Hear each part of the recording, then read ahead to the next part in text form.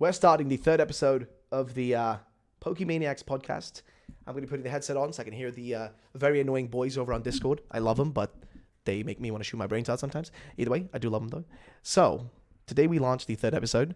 We're going to be talking about a few different things, and we have a guest, as we have pretty much every episode, and also a reoccurring guest who is becoming a bigger part of the podcast in general as well now, I would say, which is Lumios. He's going to be on again, but joining us as a guest for the first time today is going to be a man that I'll introduce in a bit. First of all, I'm going to talk about what will be on today's agenda, right? What are we talking about today? Well, we got specifically a few topics. Number one, we're going to be talking about our general opinions about the latest trailer, right? The latest trailer just came out. We're going to talk about our thoughts on that, what we think about it, that kind of stuff. Second of all, we're going to be talking about our connections there to Riddler Coup and his leaks, what we think their connections are, what we think might be related from the trailer versus his riddles. Then we're going to do theories, and I think we're going to kind of end it all off with specifically talking about... Also, thank you for that $2, mate. Do you have Skype rally? No, I do not. And thank you for the £2. Appreciate it, mate. Thank you. But we're going to be ending it all off with... How do I put this? We're going to be ending it off with our predictions for the next trailer and when that's going to happen, because there is a lot of information about that we can discuss. And of course, at the end, there might be some viewer questions and stuff like that. But we're going to be getting started right away. And I'm going to be unmuting the boys so I can actually hear their voices.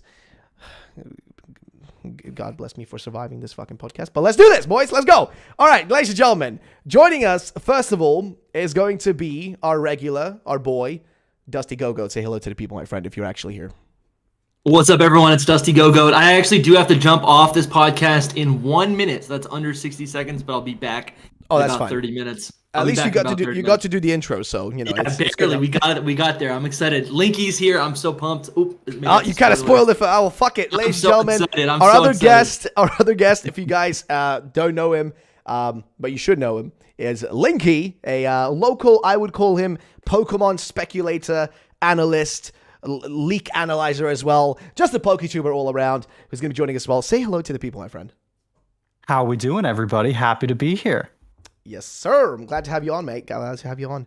We're going to be moving on to the next person that's going to be joining us as per usual, which is our boy Cam. Say hello to the people, my friend. Yo, what's up, everybody? I'm really excited for today's podcast. Yes, sir. And we also have our regular Twitter handler, Twitter ball handler, the man who literally just goes in and just de-analyzes and reanalyzes everything Riddler Coup ever puts out. The man, the myth, the legend, SoulSilverArt. Are you there, my friend? Yo, what's up? Anybody hear me? We can hear you. You're there. Sweet. I got a sketchy connection, so. Dude, don't worry about it. And of course, we can't forget, guys, we have, of course, Lumios joining us again, our boy Lumios Post, who's on for this one as well. So say hello to the people, my friend. What's going on, guys? Happy to be back. Yes, sir. All right. So, as you guys heard, Dusty's going to be up for about 30 minutes. Just enjoying my time waiting for this game with your video and podcast. And we're going to be going into, as the topics, as I mentioned them. And of course, Jalore, thank you for the 5, mate. I really appreciate it, dude. Seriously, thank you. I want to freak out right now, but I have to try to remain professional. So, thank you for the 5. Thank you very much. I'm turning red right now. But either way, ladies and gentlemen, let's talk about the things that we have on the agenda today. So we're going to be starting off with the trailer, and we're going to be going one by one, kind of talking about our thoughts about it. And I'm thinking, since, well, Linky, you are the guest today, we're going to start off from you and your thoughts on the trailer. Like, what do you think about it? What do you think about the new Pokemon? Things like that. Everything you just, want to say about the trailer, minus, theories and stuff, because we're going to get into that later. But what do you think about it just generally outside theorizing speculation? Like, what do you think? I was really happy with just how much we saw. I didn't know how much they were going to show us in this first trailer. Sometimes with Sword and Shield, we get a lot of content. Sometimes they kind of drip feed us at the start. I remember with Oras, we only got like Groudon and Kyogre coming out of the ocean in the first trailer we saw. So it's a toss-up, but I absolutely loved what we saw. The multiplayer stuff, following Pokemon returning, at least for now, when you're out in the open area with other people. I was really happy with all of it, and I don't think we're making a big enough deal about how much of a change it's going to be for Pokemon that you can basically play through the story, it seems, at your own pace and at your own, how you choose to go about it, taking on gyms or the story. So I'm really excited for the week. All right. I'm just going to say, Alivania, first of all, thank you for the $20. donation. Did not need to do that. I really don't understand you guys. You guys are fucking ridiculous in chat. Either way, Pokemon keeps telling us Johto is next. We're going to talk about that later. Don't you worry. Just remember your comment and re-message us about it in chat later on, because there's a lot to say about Johto and the connections in this. But I guess that's your thoughts. Let's move on to Lumios. What are your thoughts on that trailer, in your opinion? Like, what are your thoughts in general? Oh man, I don't even know where to start. I love the new Pokemon. You know, they were a bit more basic. You know, a bit more. You know, they were basic Pokemon. They're clearly going to evolve, at least Lechonk and Smolivar. But I'm super excited about them. I think the number one thing that actually grabbed me, though, was the multiplayer. I absolutely love that. I am married to a fellow Pokemon fan. As big of a fan as I am, she's just more shy than I am.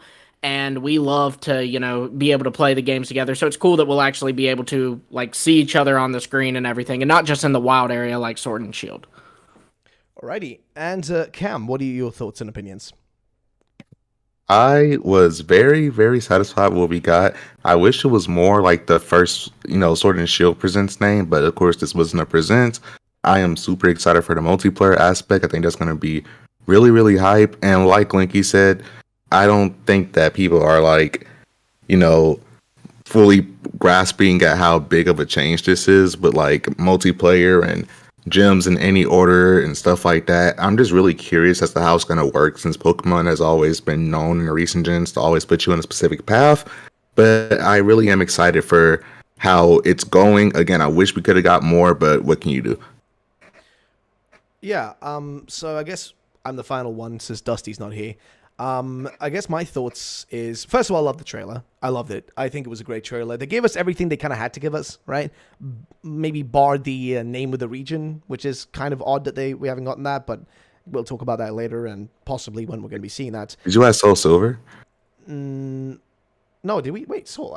Oh no, I think yeah. No, but I'll go after you. Oh, sorry. I'll Yeah, no, sorry. I'm not used to how many people we usually have like less people, so I could have sworn. I was like, wait, I could have. I was like, wait. It's all good. Yeah, sorry. No, but I was gonna give my thoughts really quick, and then you can go from there. Which is what do you call it? Like oh man, I lost my train of thought here. No, but like the trailer was nice. It gave us everything we needed. It just didn't have like the region name, which was a bit odd. But I'm gonna assume that that's something that there's a reason for that not being shown. Like there must be a big reason as to why they're keeping that hidden. Probably to do with like them revealing more of the actual map of it. Like the actual they revealed the Galar map to us back with Sword and Shield as well. So I'm assuming that we're gonna be seeing that as well. But nonetheless. Just for the trailer itself, I thought it was fantastic. I love the new Pokemon. The fact that it's going to be fully open world, I love that they confirmed that. Like, they actually fully, said, oh, this is what we're doing. This is what's happening. Happy with that. And just in general, a big Palmy fan over here, okay? Like, I stand Palmy, all right? I stand Palmy, so, it is what it is. But yeah, Soul Silver, what are your thoughts, mate? Sorry for missing oh, don't worry about it. There's a lot of us now. We're multiplying, I think. Yeah, we doubled. Yeah. My thoughts basically, I am just so hype. I'm actually really hype, and I totally agree with Linky, and I think it was Cam, but I'm sure everyone feels the same, that, like, we should be really hype about everything they said, but I feel like a lot of it's just, like, kind of passed by us a little bit. I don't know how, but it kind of did. In the community, I mean. I friggin' love the legendaries so much. They are like beyond for me. They're some of the best legendaries I think in a long time. Yeah. The normal Pokemon I wasn't as excited about because I'm not a big normal Pokemon fan. But that's fair. Yeah, they I know that, like one of you guys said that they'll probably evolve, all three of them actually, and that's exciting to like spectate about and all that. Speculate. But yeah, I mean, that's the main gist. It's so weird. Like the few features that you guys are talking about, it's like they just touched on them lightly. I think that's really what it is. And it's like, well, what does that mean? For four-player multiplayer, what's that going to look like? Open world, what's that going to look like? We just have no idea. I think we have no grid. I'm gonna give an example on that. I guess we can kind of discuss theories on it as well, a bit. But I think it's going to be very similar to the way that co-op works and the multiplayer works in Genshin Impact. Like in that game, you can kind of jump in with your friends and play, but because of that game, it is open world, right? but it's one of those games where it is open world. However, for you to make progress, you still need to do the game's story, right? Like the whole world is open. You can go from A to B in any order you want to, but you need to do parts of the story or side quests and stuff like that. You know what I mean? You kind of have to, go through that first and foremost. Also, Jer Coleman, thank you for the $5, man. Jeez, dude, thank you so much. Thank you, brother. I hope the game isn't too open world, he says. The lack of civilization so in the trailer is a bit odd. I have a point to make about that, actually. I do have a point, but again, seriously, thank you. Holy shit, you don't need to fucking donate. You can just type it in chat. Either way, but I think like the way the co-op is going to work is like in Genshin, where the story is like the world is open. You can go anywhere you want to, but the big but, there is areas that are kind of locked off, but the most of the place you can go to, you can't really reach them because they're going to be too difficult. You know what I mean? Like, you would lack this or that to get there. For example, I'm assuming that the map is open world, but you can't get to a certain location because, guess what? You don't have any way to maybe surf over the water or, get up here, get up there. Instead of like, because if you look at Legends, you could say it's open world, but it really isn't. It's semi-open world because it's in different zones, right? Like, those zones themselves are open world, but the whole world isn't a cohesive, like, loading screen free, like, game. You know what I mean? You still have to do loading screens to get into places, etc. I think this game is not like that. It's a fully open world, right? Bar the fact that we still have to follow a story, which will unlock parts of that map for us to be able to access it because, maybe the legendaries having abilities to fly and shit like that. But I just want to hear what you guys have to add on to this. So, like, Linky, Soul, Lumios, Cam, you guys have any thoughts on this specifically? Let me know in the, just let me know right now, I guess. I mean, I think there's two ways they could do sort of like the progression. If it is fully open world, which Pokemon's always really very precise about how they word things. With Legends, they never said it was open world. I think the furthest they ever went was talking about the specific environments that you could go to that you could fully explore. So the fact that even from the first trailer on the website, they were so open about using that term open world, I think is a huge deal. I could see a scenario where you can travel to pretty much everywhere on the map, but until you perform certain actions in the story, the areas are a little bit different. So you can't talk to a certain person or you can't enact a certain battle or something with the evil team until you do a certain number of steps, even though you can still go to that town or city. And then maybe in the open world areas, in the open like nature, a certain point, some of the Pokemon are just a little too difficult for you and your team to deal with, and you've got to come back later. But it's really intriguing to see how they're going to handle it because this is brand new for Pokemon.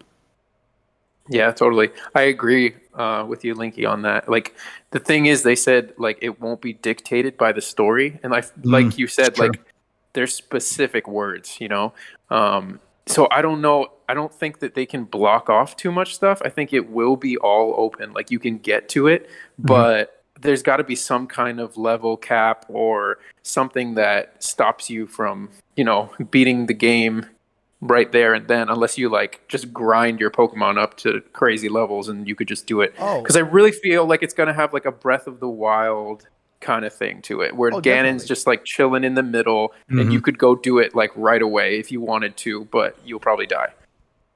I don't think we're gonna have the Ganon option though. I hope not. Because I don't think that we're gonna be able to just go to like the elite. First of all, by the way, Jay Storms, thank you for the $5 in chat, man.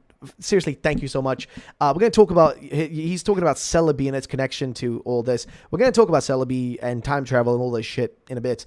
But to see like what you were saying, I don't think we're gonna have a like the big guy we're aiming to like battle. I guess the championship, Elite Four, whatever it is.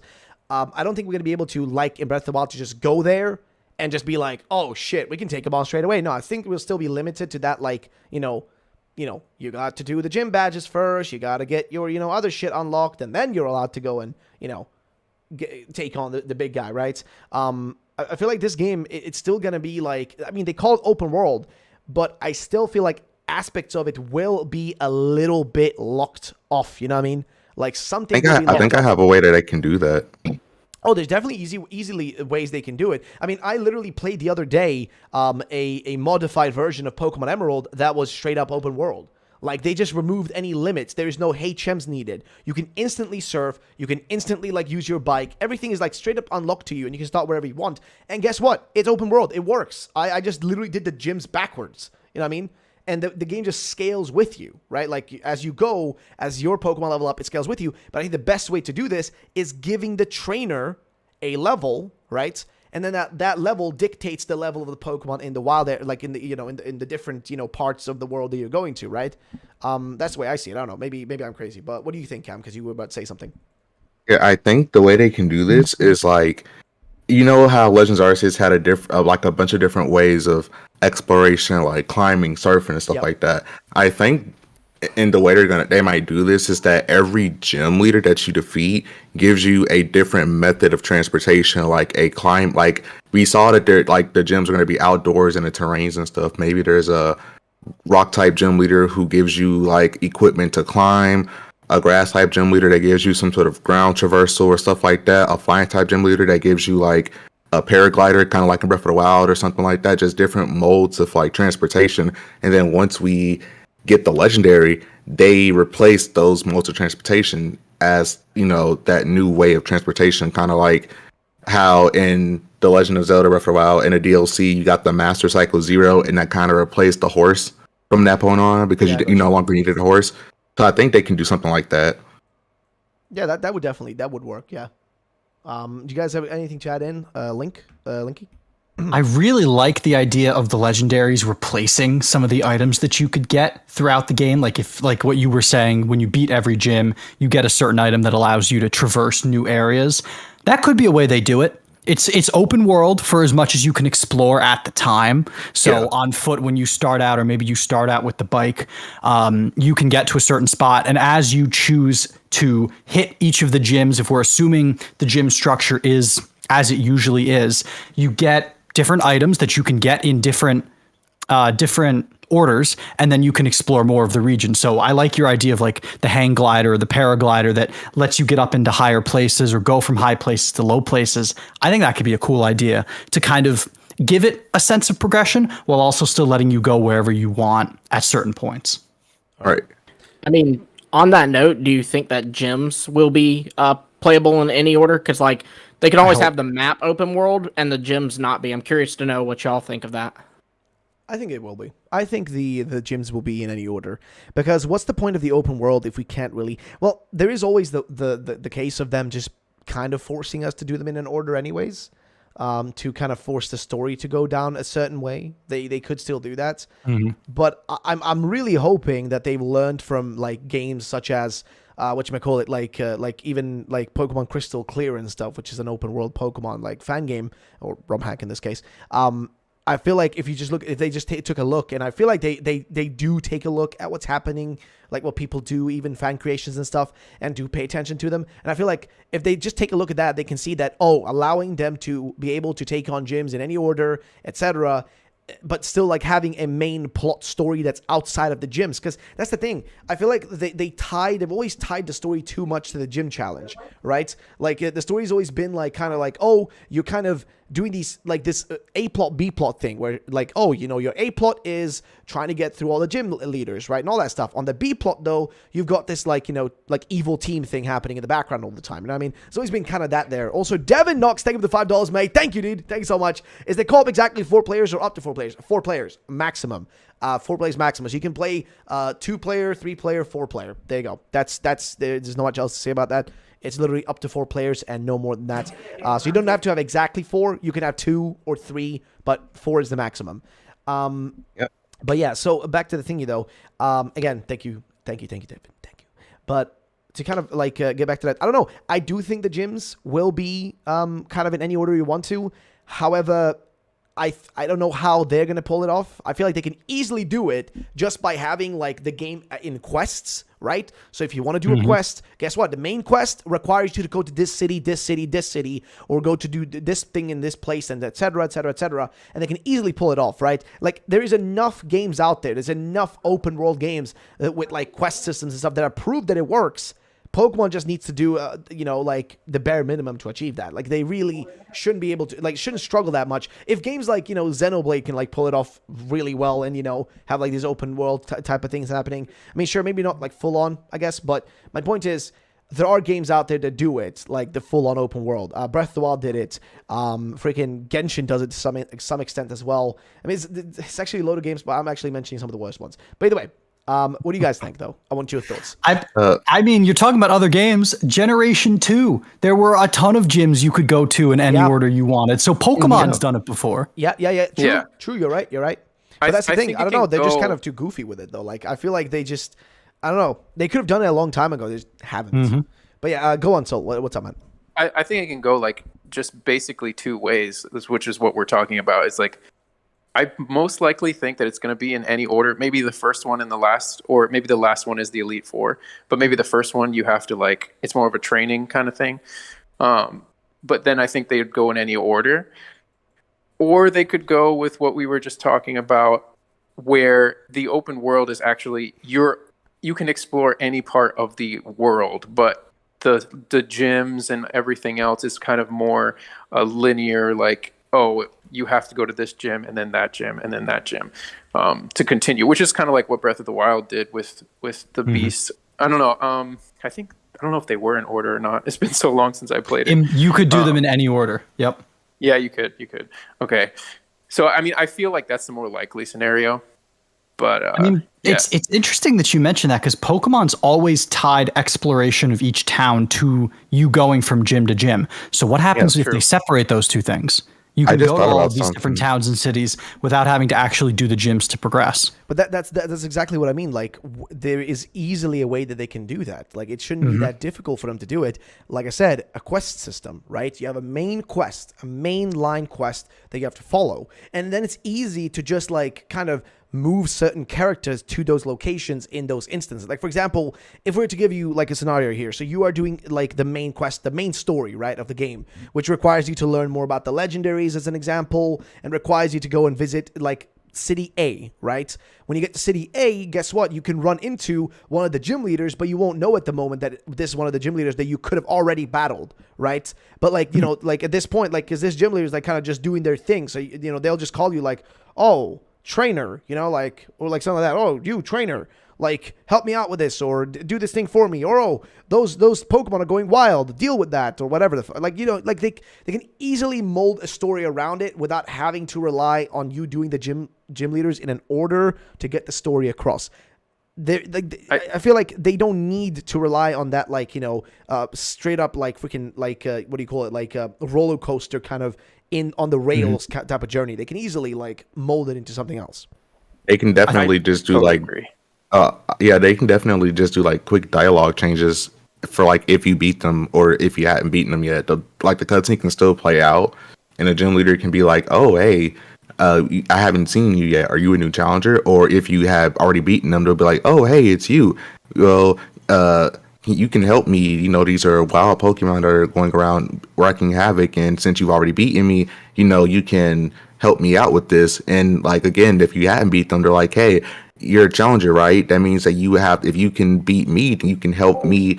If you have the skills to beat me, maybe you can help me take out these rogue Pokemon or this evil team group." Then after you beat them, they're like, "Oh, well, I'm the gym leader. Come here. You can fight me." And they can easily like reverse that dialogue to like after you beat the bad guy or the wild Pokemon, like they'll be like, "Oh, hey, it's you. You know, you beat me at the gym, and I trust you to help me beat these guys." And after you beat them, of course, they're like, "Oh, well, you beat me. Here's an item or something. You can just go on with your journey and move on to the next gym, and I can give you a brief hint to where they are on the map or something like that." Yeah, that could work. Basically, you have to program all of those lines into the game. You get on it, Cam. You can get on it. Just program.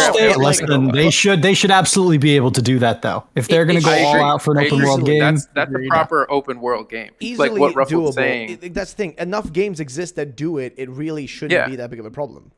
The whole quest system and open world games have been around forever now. Like open world RPGs. It's nothing special. That's if they just follow that mold, I know. If they follow that mold, it's like, okay, it's easy. I mean, I don't know how much work goes into it because I feel like those games have a lot of stuff that they have to do behind the scenes. Yeah. But it should be simple. It just depends like who they hired to do it, you know, who they have.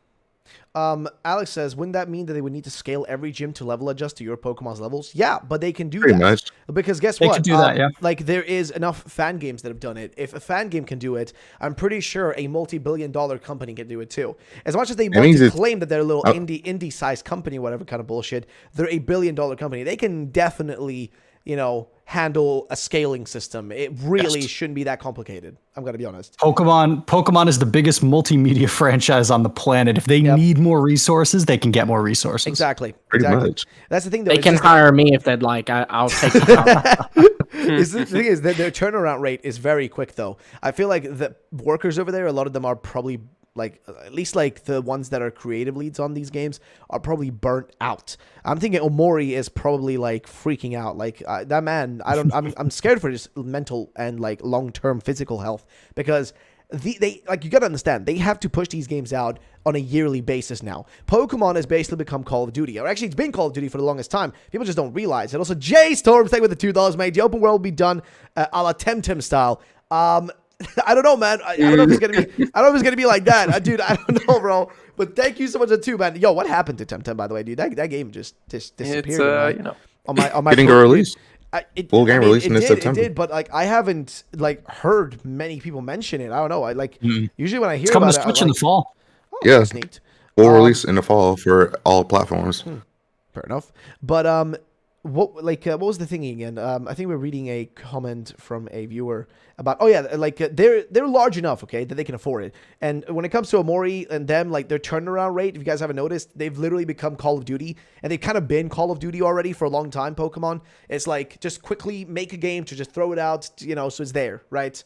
It's been that for I don't for know a long time how now. much. I don't know how much I agree with that. I mean, I do agree that they're putting out games every year and they're probably overworked in some ways, but I feel I don't know, I've had so many Twitter arguments about it. So I've had some research done, and I think actually Jojo Johnny put out a video about how their development cycles go and all of that, and I was going to cover it in a tweet. I still am. But Do you have a TLDR basically, on it? What's that? Oh, I was just asking, if you had you were about to explain anyways, but I was it'd be do you have a TLDR version of it? But I didn't expect you to explain. Oh, Go yeah, on. yeah. My bad. Very, very, very short version is just, that they have the 2 or even possibly 3 teams. I mean, the 2 teams are for sure.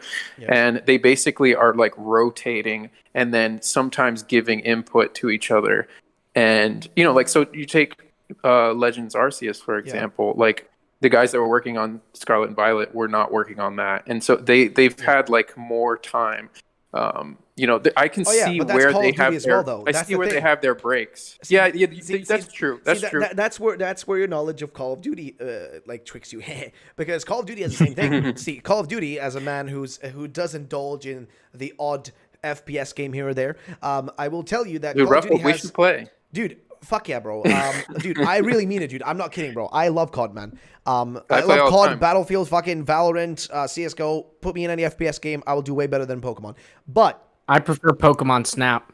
That's the best FPS. Oh my god, dude! There is that game now they're making that was the FPS mod somebody made, Pokemon but with guns or whatever. Oh yeah, they actually made a game out of it. They actually made a real game out of it now. I remember seeing that. But either way, so the thing with Call of Duty is they have 3 studios that work on games every single 3 year on a 3-year cycle, right? So right now, I don't remember who is doing it right now, but I think you have Activision, Treyarch, and Raven. I think it used to be. I don't know, actually. I think Sledgehammer Games is another one. But I just know, I just know that I think there's almost 4. Well, Treyarch is Activision technically. It's just the umbrella group or whatever the fuck that works on it. But my point is, you got essentially Activision games. You've got the what do you call it? The I guess Infinity Ward and Sledgehammer Games, right? Those are the big 3 that work on shit, right? And Raven, I guess, helps out Sledgehammer with their shit. Yeah. But that's the thing. I think they're just a sub studio of Sledgehammer or some shit. Again, I can't remember the exact, because they've added that one in more recent years. But either way, they're all working on games nonstop, okay? So they're on a 3-year cycle to make the next Call of Duty. Right now, the next COD is already being made for 2026. It's already being worked on pretty much. One of those companies is working on it, all right? Somebody's working on it already, which means that they always have a new game to release every single year, which means guaranteed profits, which means, again, company, making all the CEOs and the investors happy, right? And yeah, Activision is just a publisher. Yes, Treyarch are the ones who make like I think the Black Ops series specifically. But either way, the point I'm trying to make is Pokemon kind of has the same thing, but just with one studio that gets help from other studios, right? But I think now that they're becoming more like Call of Duty, right? Because of the whole involvement of what do you call it, Ilka last time around. Yeah, You had Ilka being involved. You have the fact that they get help from Creature. They get help from. I think they even got help from one of the studios. I think who helped them? I think it was another Monolith? studio. Yes. It was Monolith Soft. Yeah, exactly. That's my point, right? They get help from other studios as well. So it's like it's pretty clear, right, that they're kind of getting. I mean, they've already been at that point already for a while now. But I would say that they do these yearly releases and are kind of at that level. But I feel like they're getting there day by day. So yeah, maybe it's a question of quality. You know, I don't know. Some of those Call of Duty developers are just not up to the same. Those games like are Japanese dog shit, dude. crazy quality. You know what I mean? Yeah, but then again, you have to look at Pokemon as well, and you have to look at like, okay, so what was Let's Go Pikachu and Eevee, right? Yeah. What was that? Also, what happened with Sword and what happened with base Sword and Shield as well, by the way. That's another problem. Or people's massive complaints about, like, I love Ultra Sun and Moon. People hate that fucking game. People hate it. But, because of the story changes, I'm guessing. But guess what? There's another one that's, like, problematic in a way, right? Sun and Moon had a shit ton of issues of its own. It's like, Pokemon is not beyond scrutiny, okay? I feel like we just give it a pass because Call of Duty is just easier to shit on. Because Pokemon is just cuter and nicer, and we want to, we feel like a better, like, nostalgic feeling towards it. Whereas Call of Duty, it's easy to just be like, oh, bro, it's made by Activision, dude. Fuck it, bro. It's just a shooter game, dude. Fuck this shit, bro. It's the same shit every year. I'm still gonna buy it though, but fuck it, bro. It's the same garbage, dude. It's just awful, bro. What did they do to the goddamn intervention, bro? Why is he not in here anymore, dude? No, but I feel like we don't give we do in recent years. Let's be honest, we have been shitting on Pokemon quite hard. Yeah, I think they've got ever since Sword and Shield. Ever since Sword and Shield, Sword and Shield, it's gotten worse because it didn't used to be that bad. Sun and Moon, in my opinion, are worse than Sword and Shield.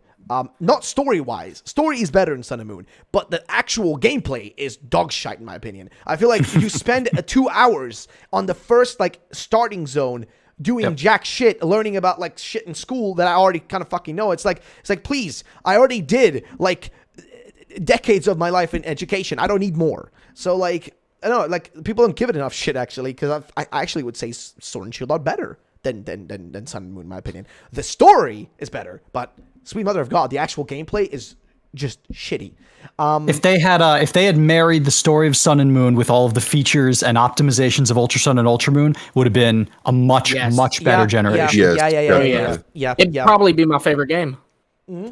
Yeah, dude, I like Ultra Sun and Moon. I like Ultra Sun and Moon. I think it's so much better, dude. I genuinely hated Sun and Moon. I couldn't keep playing it because I was like, no, I can't. This is so fucking monotonous. It's so boring. It is like I can't take this anymore. The exposition's terrible, dude. But that's the thing. It's like they need to learn. Pokemon needs to literally I don't understand. They're in Japan, one of the most culturally rich and most unique countries when it comes to filmmaking and shit, and they literally missed the most important fucking thing: show, don't tell. How the fuck can you not learn this? How do you why do I need to learn about all these things through these text dumps and shit? Show it to me. Show it to me. Don't force me to read a book. I think in recent games that has gotten better with it has. games because nowadays they'll just show you a picture. They'll be like, do this and this is how you do it, and that's it. Yeah, but I feel even I think Sword and Shield, it gave you an option to learn about something. I don't remember what it was, but there was something at the beginning of Sword and Shield people made a huge deal about because they actually straight up asked you, "Hey, do you know how to do this?" And if you said yes, they left it alone. Yeah, that's from the flashback from Sun and Moon. Yeah, 100% from the tutorials at the beginning. So they learn. They listen at least at some stuff. Exactly. I mean, they have to. I mean, I don't think they're blind to it.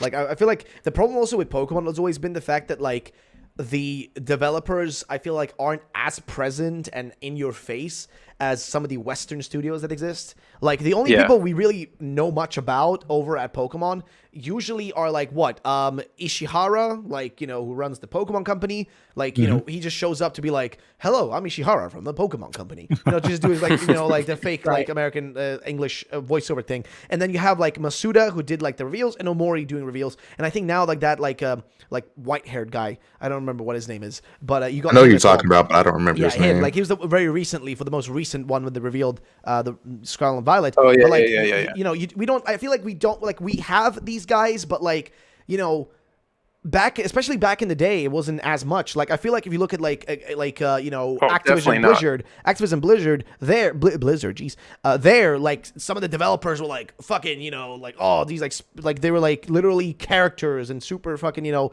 like people worship them, you know what I mean? And of course now they're all fucking fired, pending lawsuits. But my point is, like, you know, Pokemon, like, I feel like they've always been reserved and kind of hidden, so people didn't really have a lot to go off of to, you know, like, and stuff like that. I feel like they've just kind of always been not present as much, right?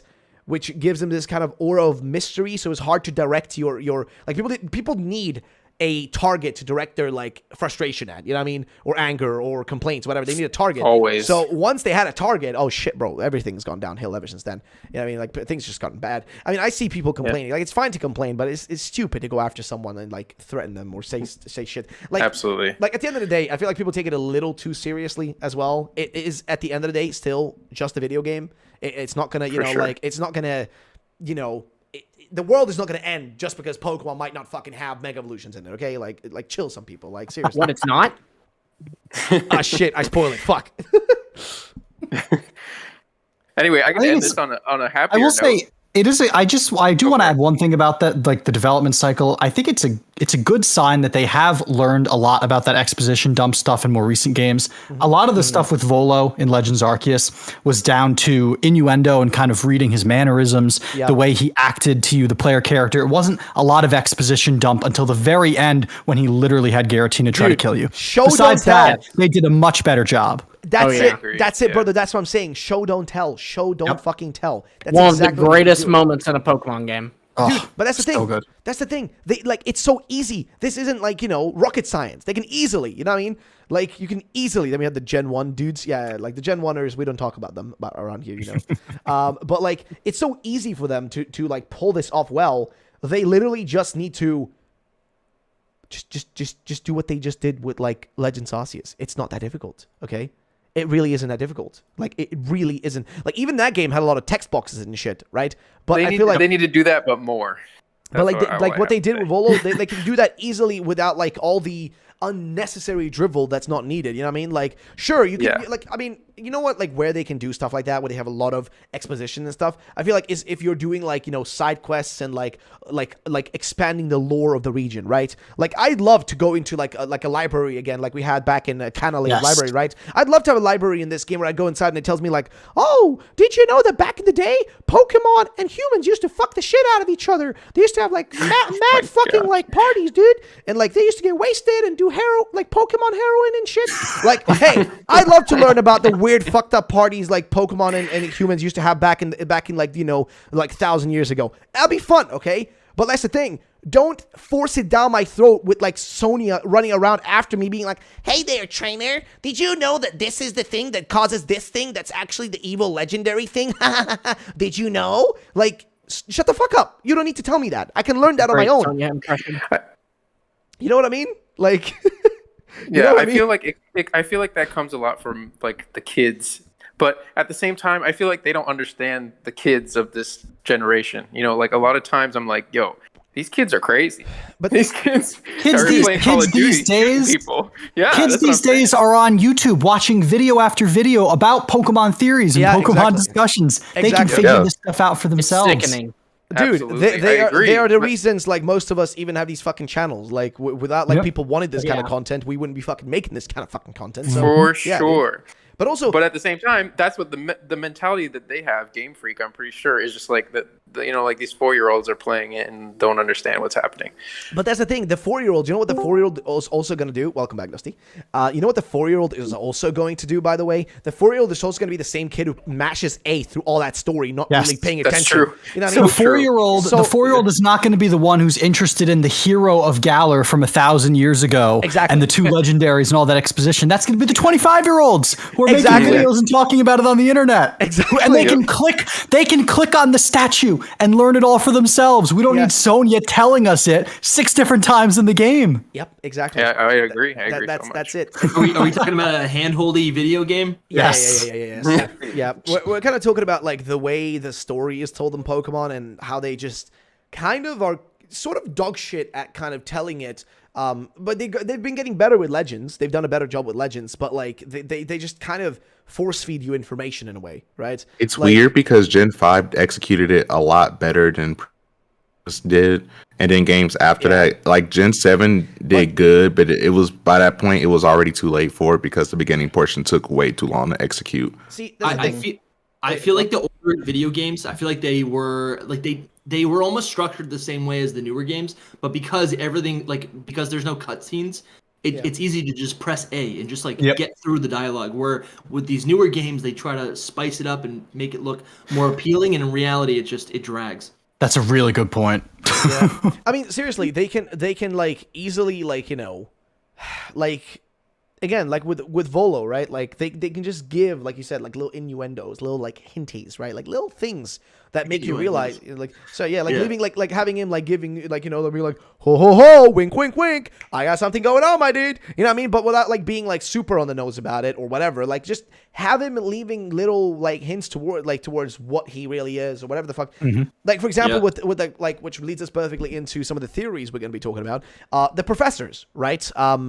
About, you know, in Scarlet and Violet. You guys probably have seen all the theories. You guys also have your own theories. Well, let's go from that. The professors, I think, are going to be evil. Okay? Now, 100%. to make them was not unique be with that opinion. Dude, no, bro, like, no, fuck no, bro. Everybody say that shit, right? Everybody fucking know this shit, my dude. But that's the thing, bro. Like everybody's been tweeting about it. Everybody's talking about it. Like, the thing is, I feel like you were first, though, Ruffled.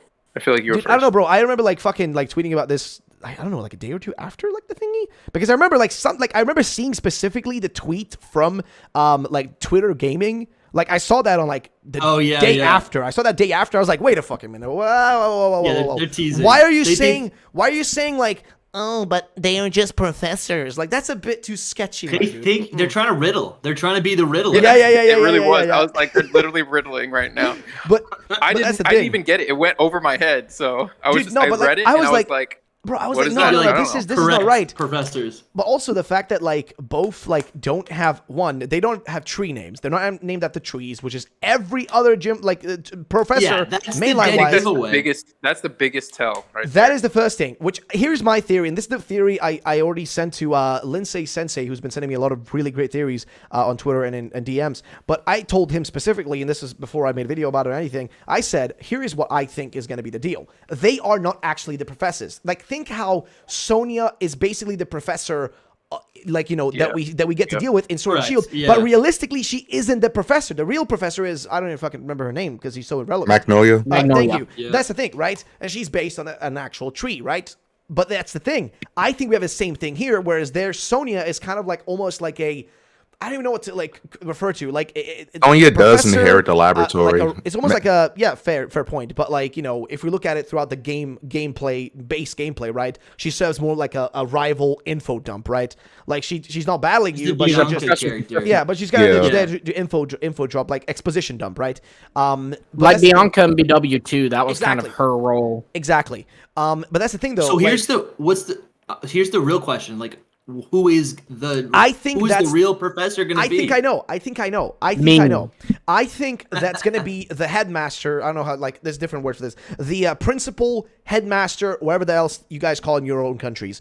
Basically, the principal, right, of the school or academy you're going to. Yeah, that makes sense. That's going to be the person. And I don't think it's going to be two different schools. I think it's going to be the same school, but two separate, like institutions within the school Yeah. that have these are different these are like directions. lead teachers. These Exactly. are like lead teachers Like, who are like forcing their ideology I on think the one might be university. studying one of them might be like, oh, I teach the study of technology and etc. But the other one's like, oh, I teach history and philosophy and like, I don't know, archaeology or some shit, right? Like, I think that the two of them are basically professors, right? Like, not professors in the Pokemon sense, but professors in the educational sense, right? Yeah. They're like just That makes sense. they're educators, right? They're teachers more or less, right? They're teachers, and they're going to be our professors, right, in this game. But the real professor with the tree name and the good guy in this game that's going to, actually, give us maybe they're probably going to give us our Pokedex or whatever. But the real professor, in my opinion, okay, is the principal. Like, this other character we're not going to see until later is going to be the actual, real professor in here. I feel like you can even make a comparison to Legends Arceus, where like, you have kind of you have your professor like Laventon. He is the professor straight up there, but you still have this like weird other guy, like what's his name again?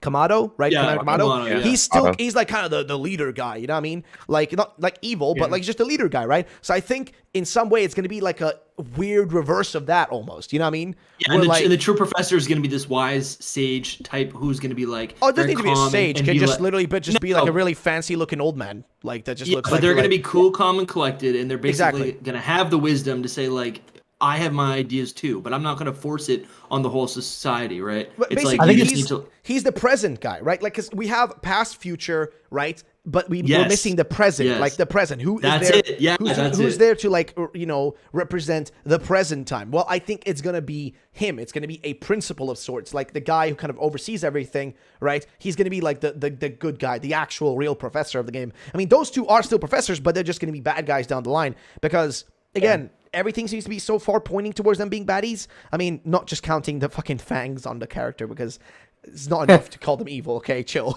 Like, it's not enough, all right? No. Sharp teeth. It's like, I was getting some sharp teeth though, bro. It's just gonna bite you, dude. I'm ghastly.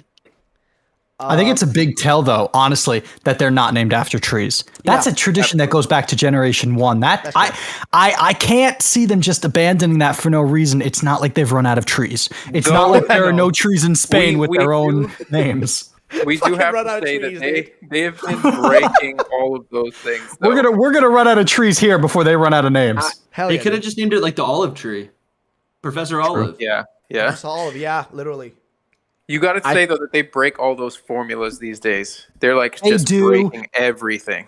They do, but fair. it's such a simple formula But that doesn't it's- impact anything. does That stay, I though. feel like they'd only break it for a reason. Listen, the only breakage of formula I think happens within like the side game type stuff, right? Like I don't feel like the formula really breaks if you look at like the mainline new gens, right? Like mainline Yes, new and gens most of the- have stayed true to it. Most of the formulas that break are ones that the community comes up with themselves. It's not ones that Very are set in true. stone Right. by the That is a developers. good point. Yeah. Yeah, that's I Yeah, that's think true. the big tell for me that about the professors being evil, I actually have a video where I'm talking about my story speculation coming up on Friday, and I mentioned this and this, but like especially from the guy, I'm getting huge like Tom Hiddleston vibes where it's like that really charming villain, like everybody's got Yeah, the yeah. Giga Chad memes going around. Yeah, yeah, He yeah. gives me those like charming sadistic villains, Loki drop it into the Pokemon world from the multiverse. Yes. With his Pokemon cyber in the body. multiverse of madness. Oh my. Yeah. Oh God. What he's like actually AI. He's actually like ex He machina. might He's actually like, be some kind of cyborg. yeah, that'd be His sick. body looks like it. Legendary looks a yeah. little artificial. Maybe someone else's. Oh, Did we we definitely already talked talk about the that. Pokemon? I was gonna ask Ruffled actually. Yep. Should Dusty give his Yeah, his he opinion should- on on the trailer and all that? Yeah. Let's get back to that because everybody else gave their thoughts. So yeah, Dusty, we want your thoughts on the trailer, like just general thoughts about like how you felt about it. Yeah. Did you like it, dislike it, etc.? Like, what are your thoughts about it?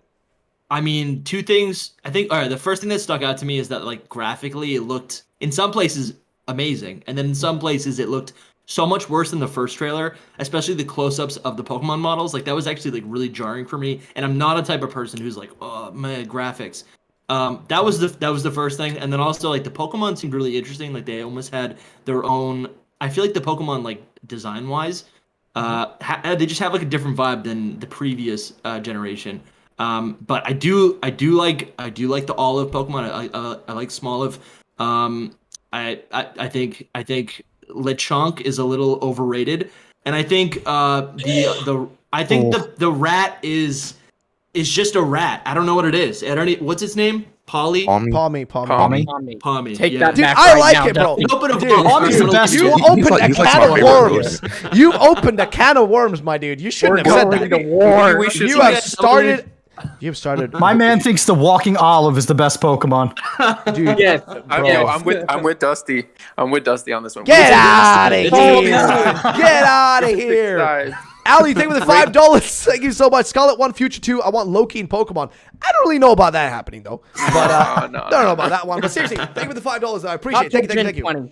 Dude, no, dude, bro. Okay, listen. People love Lechonk. You can't say you. Yeah, it's like, good. listen. It's I don't good. like fucking pigs. Okay, I don't like pigs at all. All right. I'm sorry, chat. I'm sorry, the world. Okay, They I'm not eat a pig pigs. guy. Do you like Dude, this I pig? don't eat. No, I don't eat pigs. Like, hell, No, I do you don't like eat pig it? meat. You like it? No, but like, dude, no. It's like I'm not really like the biggest fan of it, but I can see why people like it. Like I think its design is well done for its purpose. Doesn't mean I It's like just the a pig. pig, though. Listen, It's the I'm not same gonna lie vibe though. as- I'm not gonna lie though. Lechonk does make me fucking well chuckle a bit because of the fucking name though. I mean, come on, I they feel named like the the motherfucker, dude. The name is just a meme. It's a fucking meme. Lechonk. Like, come on, it like literally like it just sounds like a joke. Of course, the literal word lechon is in like I think Spanish specifically. Or I could be wrong. I think Spanish does actually mean you're right. like little piglet, like a little piggy, right? But the fact that they called it chonk, like chunky, like come on, man. yeah, It's too, every it's time too easy, bro. It's too easy. I've been Googling Lechonk in Google, and you get some weird results. If you got to specify it's Pokemon. Yes, definitely. Try it. No Listen one to can try Dusty this. here. Still new, that's why. Oh, my But God. anyways, yeah, the Pokemon are good. I'm looking for. I don't know. Lechonk's like it's got Wooloo vibes. It's just round and it's funny and it's cute. Totally. They're fine Pokemon. I really want to see. I was hoping to see Pokemon that are more like Dreadnought. I'm thinking back to that last trailer, or like the Sword and Shield trailer. Something like Dreadnought, something like Corviknight. That would get me excited. Dusty, I think I said this to you last week. I Yeah. like Lechonk, but it does give me those Wooloo vibes of like, oh, it's one of those first Pokemon that gets revealed. Right now, I maybe think. I could see it on my team, but I feel like they're going to reveal a lot of Pokemon that are just much more interesting. Yeah. I'm hoping the rat. I hope it evolves. Guys, what I think it will. I think it will because I feel totally like will. it serves a different purpose than like what do you call it? Like whatchamacallit? Like also, by the way, you got to remember, I think with Corviknight, you can't really expect to see that until like that kind of thing until later because that's an evolution rather than the starting Pokemon. Yeah. Like What I was think the we first trailer for I Sword and think- Shield, the second trailer rather. I think Yeah, wait, we didn't see Ricky D until the game's release. Yeah.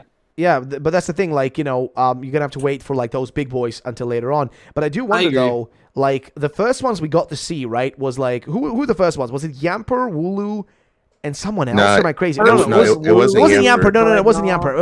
It was Wooloo was in there. Eldegoss and Wooloo, Gossifleur. Dreadnought, Gossifleur was one of the Eldegoss, first. and Corviknight. Yep. Because it was 3. There was only 3 in the beginning. No, it was Oh, it was 4. five. Was it It was four? 5. Yeah, it was 5. Wait, really? In the Five. first Excluding time the they revealed- legend. The first trailer revealed 5 and the Like the legendary. second trailer. Okay, wait. Let me refresh my mind. I remember Wooloo. What else? Eldegoss? was Gossifleur, Eldegoss and Gossifleur. Yes. Okay.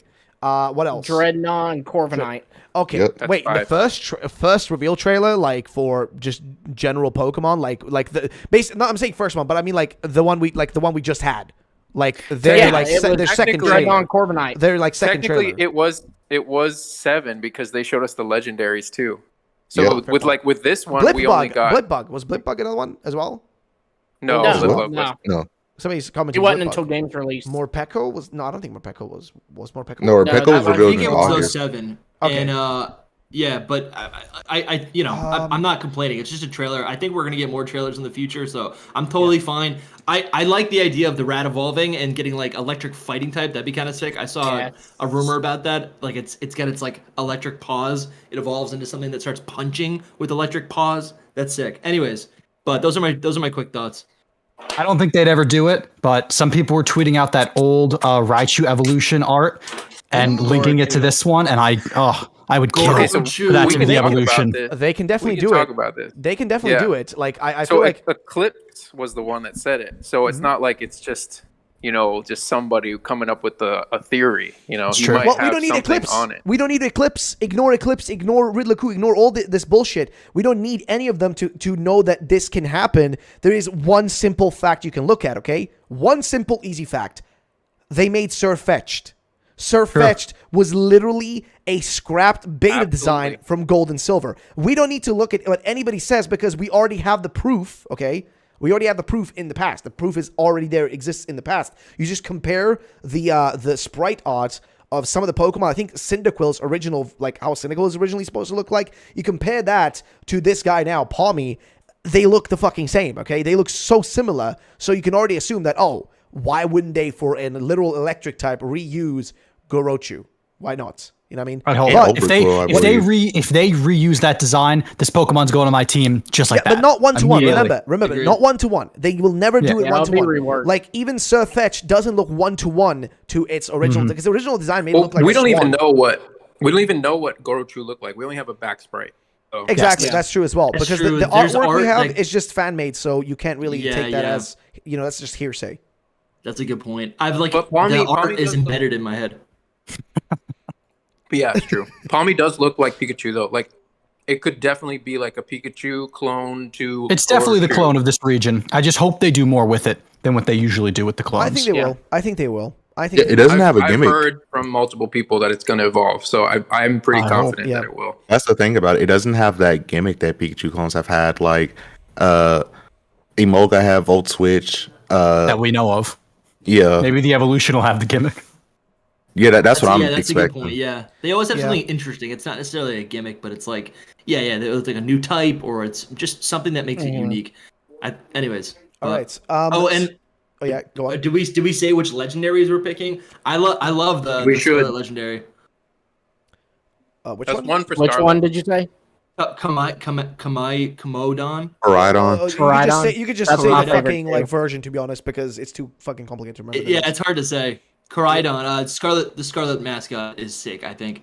That's the one I like. So wait, we have Yeah. that's 2 on Scarlet, right? I'm going Team Violet. Maridon Okay, is so- mine. I Yeah, love so that two- I'm one. design. going Violet 2-1. too. Okay, 2 right now. So okay, who's I'm left? Me and Soul. I'm also Miraidon. So that's Violet. Violet. Okay. Well, I am on Scarlet, so that's a 3-3. That's Woo! that's a down the line. That's down the line, boys. I guess Should we get a yeah. poll going in the chat? Yeah, guys, I can guys, do that. say it in I chat. can do that. What's you guys do is that. like? Chat's a split decision, by the way. Chat's a split decision. Oh, I can't do that. But actually, let me make if I can. Oh wait, shit, I'm I logging thought into the. Yeah, I'm logging I thought I into could the do wrong that. account. Dude, I'm logging The into the gener- wrong account. I need to go The to legendaries this time around are so solid that it's actually when I saw both of them, this was like the first time. Like with Gen 7, I was like, oh yeah, Lunala. With Gen 8, I was like Zacian. With this generation, I am legit struggling to choose. Like even with X and Y, I was like, yeah, Xerneas looks awesome. With Black and White, I was like Zekrom, even though I really love the two of them. Like this is the first time in a very long time I've been actually like split because both of their designs are amazing. I think Xerneas was the last legendary that from the jump, I was like, I love that design. Both of these, awesome. I'm so happy with them. I'm right. super hype about I them put the more vote up, than by the anything. way. I put the vote up. Like the let's lore see, around Scarlet. them and everything is just incredible. Like they look great. Ooh. And we're, I mean, Ku was right. Like this is Dragon Electric, Dragon Fighting. It's not Yep, even confirmed by the Yes, Pokemon sir. company, but that's We don't need legit. it. We don't need it. We know Yeah, who's no correct. way. We Yeah, know they're who's too correct. obvious. Yep. But also, like, you can even see it, like, on them, that, like, the typings, you can already tell them just looking at them.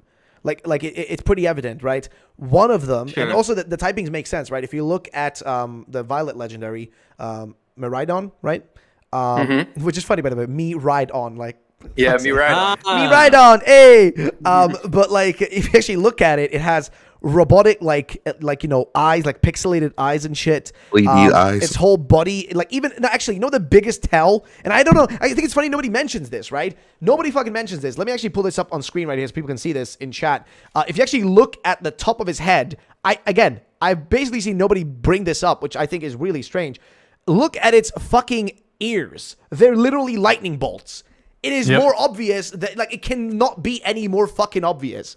It is going to be a dragon electric type. It's so obvious. It's right there. And the other guy, I mean, come on. Like what freaking type fits best with like an old biker dude? Like, I mean, come on. A fighting type is the best. He's got like war paint on him and all too. Exactly, dude. It makes the most, like, it's already there. We know the types of these guys. Like, there is no question about that. Their typings Weird that are they evident. keep it a secret.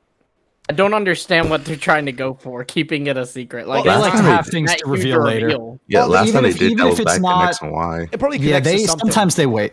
Yep. It definitely It's connects for to the something, Ku doubters. It's for the people who doubt Ku, They're just like, oh, I know what that type is, which is fine. It's fun for them to speculate, Yeah, but that's the thing. Yeah. Like, I don't know. Like, in terms of the typings, I think we already pretty much are set in that. Also, so far the votes, by the way, we have 169 votes. And it is Violet. 54% on Violet. Yeah, yo, Jonas Yeah. Jansen, That's crazy. Jonas. Thank you for the tier one ashamed membership, of you, dude. chat. Welcome, man. Welcome, Jonas. Violet's Violet winning was- this one. Yeah, Holy Violet was shit, winning on my channel too. dude. Yeah, it's winning on mine too. People get it. People know. Yo, Absolutely. Jonas. Absolutely. Thank you so much. Ku was Thank also you, right thank about you. them being rideable. Well, Thank you, we don't thank fully you. know, but they sure seem like it.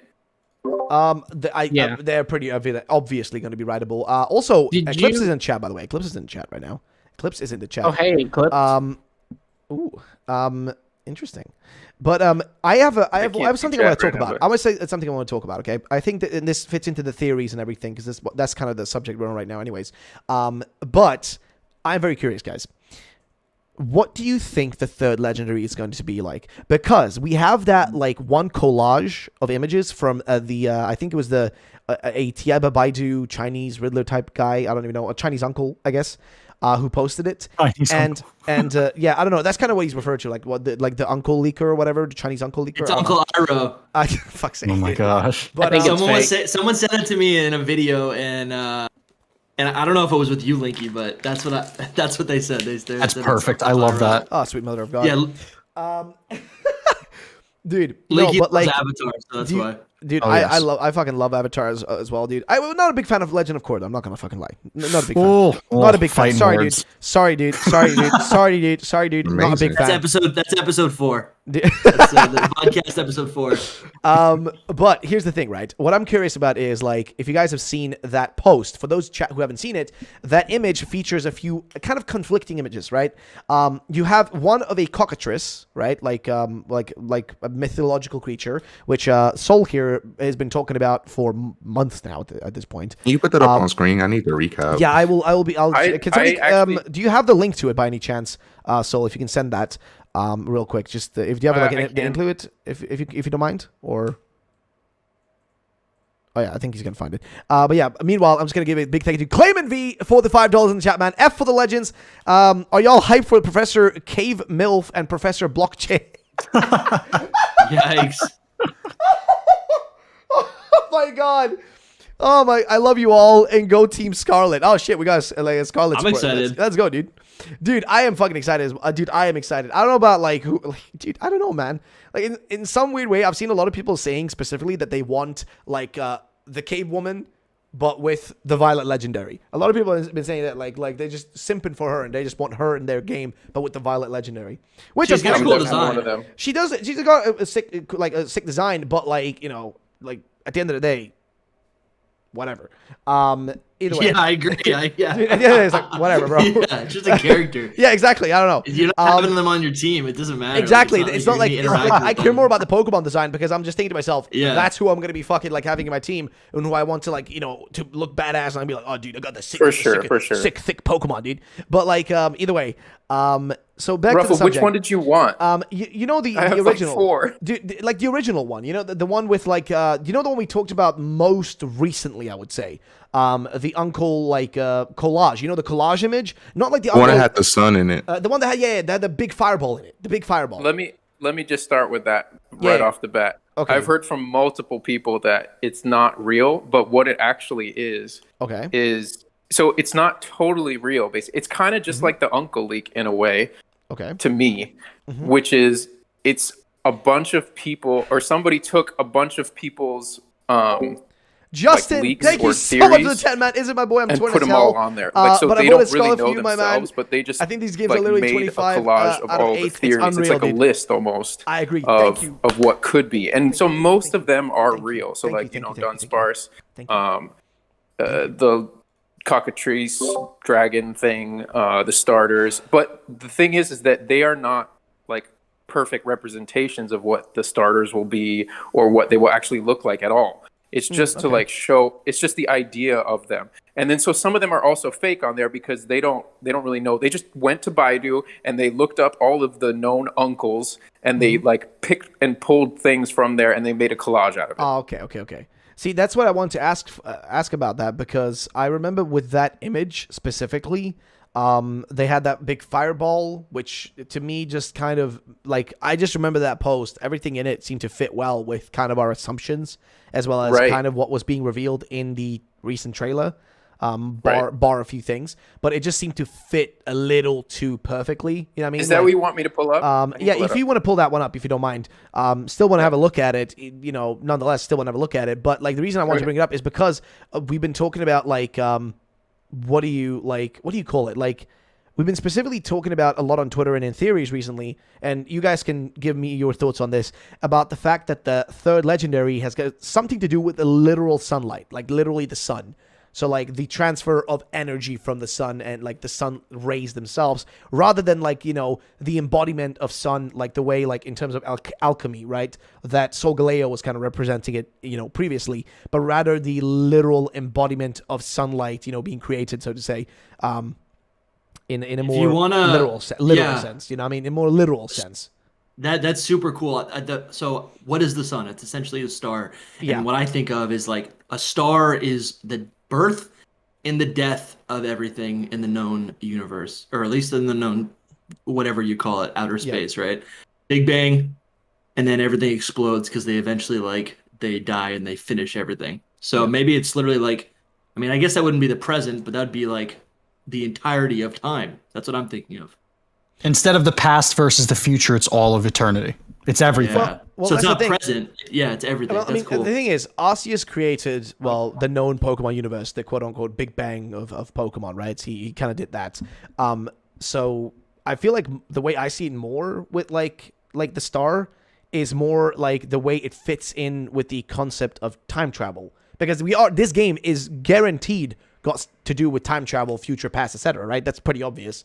And I'm going to pull that image up in a second, but I kind of want to finish this train of thought and see what you guys think about it. But the way I look at it is more like, if you guys think about like what are some of the most like crazy things about the sun? Is like, you know, the fact that like, well, the sun rays reach us at, well, the speed of light, right?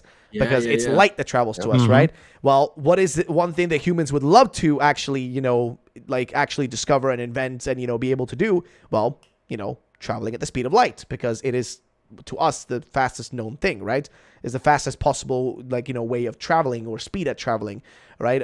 And there has been, you know, theories like for a long time, and there's always an association between the speed of light and possibly being able to time travel, right? Like those two are synonymous to each other, right? Like, speed of light, can I hop on? Traveling. So I'm just kind of curious, like, you know, in my opinion, I feel like the two match up together. And I feel like the third legend has something to do with the sun, plus also like a weird like Pokemon that kind of, I don't know, like, I don't know. I want to just hear what you guys have to think. Like, elaborate on this or whatever other theories you guys have. So go on, Dusty. What you got? Within the Pokemon like universe, do we have a Pokemon that represents infinity energy? Because that is supposed to be like the most important energy of all time. That I'm pretty sure in lore, infinity energy is responsible for Pokemon transferring through time and space. And now we have that end credit that has, what did Kayla say? It has to do with like a galaxy, or I don't know what it's called. Quantum time. Yeah, quantum time. If anything like that is real, and that's time travel, right? Could this be the Pokemon that embodies infinity energy? Just like Eternatus is the Pokemon that embodies Dynamax power. I feel like it's too big of a scope for it. I feel like I don't know. I mean, they did literal God with Arceus. I feel like Arceus might even be the like infinity energy Pokemon because it created everything. But I don't know. I feel like infinity energy is like the last Pokemon game. That's the one we're getting. You know what I mean? Yeah. It's like the biggest thing. But I don't know. Who knows? They could do it. Because that's always been a big question. I mean, they just say it's like, if it's powerful, they just go, yeah, it's infinity energy. It's like, where do you go from there, though? You know, back to Scarlet or Sword and Shield doggos, probably. Yeah, probably. Yeah, I mean, true. Like, or they can add something else to the lore. What do you other guys think? any thoughts? Dude, I had I'm no too idea. uneducated to give good thoughts on this.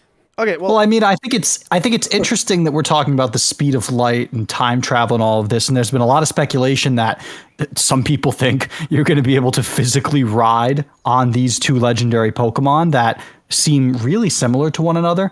So maybe there is a link there that has to do with traveling between the past and the future, that both of these, let's say the two sides, one that prefers the present or the past and one that prefers the future, are trying to use these Pokemon to get at. So maybe it has something to do with that. Jat, thank you so much for the I 5 looked it mates. up, and it Thank you says so that much, infinity man. energy comes from Thank the you, life dude. force. Thank you. Life force of all Pokemon. Thank you so much. Thank you, Xerneas? Jat. It's the Yeah. Force. Yeah. I mean, it was introduced in X and Y. Oh Yeah, my remember- God! Wait! We have something big in chat, which I think is important to mention. Jat donated 5, and first of all, thank you for that. Seriously, thank you, Jat. I fucking love you, mate. But he also said, "You know what animal has a connection to the sun? Think of what animal you hear when the sun rises in the morning. Chicken? A rooster? A rooster. And what is the fucking cockatrice? If not literally the combination of a fucking rooster and a goddamn dragon." I mean, it's definitely possible. It is Definitely. way too fucking on the it's way too accurate. Like, it's way too fucking dude. What the fuck? Isn't Koraidon the cockatrice? Isn't that the dragon? That's the thing, though. It's no, like that's what we don't Koraidon. know. That's what we don't know, right? You Yeah. can't. I mean, you can't be like, oh yeah, Koraidon is an actual cockatrice, because he doesn't have enough of the vibes, but he doesn't have the definitely wings, yeah. still has it though. He's gonna get wings though. Yes, and look at Lindsay says saying the rooster ? The Barcelos rooster, which again, Right. this is literally something Masuda even said himself. Oh, we might make a Pokemon out of this in the future. Like, he said it himself would in an be- interview. So It would be super cheeky of them to do it like that big. You know, we just think it's like one little Pokemon, but it's actually like the third legendary that the whole game is about. Yep. I mean, It's the Big Bang Pokemon. dude, it just makes sense though. It just makes fucking sense, doesn't it? Like, it just does. perfectly It matches. does. Like, it is perfect. Because no, but seriously, it does match. So like, I mean, you guys have seen I think like the videos about like what do you call it? You mentioned a second ago, Dusty. My brain cannot like connect the dots right now. About is this? the quantum time thing, right? Yeah, yes. The quantum what do you call it? Like crystals and all Quantum that. space time crystals, yeah. Exactly. Now, I'm thinking about this, right? Because I'm having a hard time, like, it's sometimes with these things, it's kind of hard to like try to grasp them as much as you can, like taking it and putting it into, like, it's easy to like, speculate, right? But it's kind of hard to grasp really how they're going to pull it off without like having the key to solve it. You know what I mean? Yeah. Man, we got to get Kayla in because- here so she can like explain it more. Yeah, because I'm wondering though, well, we can have her on next episode if she wants to. I'm recording with her on Thursday. Oh, sweet. But that's the thing. I'm really wondering in terms of like, if we're looking at this from like how the story is going to be told, what it has to do with the Pokemon, the gimmick, because I'm pretty sure, and I think most of you guys can agree, that the crystals have to do with the gimmick. They have to do with this game's gimmick 100%, because those crystals, in one way, they match with the color of the crystal in the logo. Number two, why in the world would they have that there? They wouldn't just put that at the end of the trailer for no reason.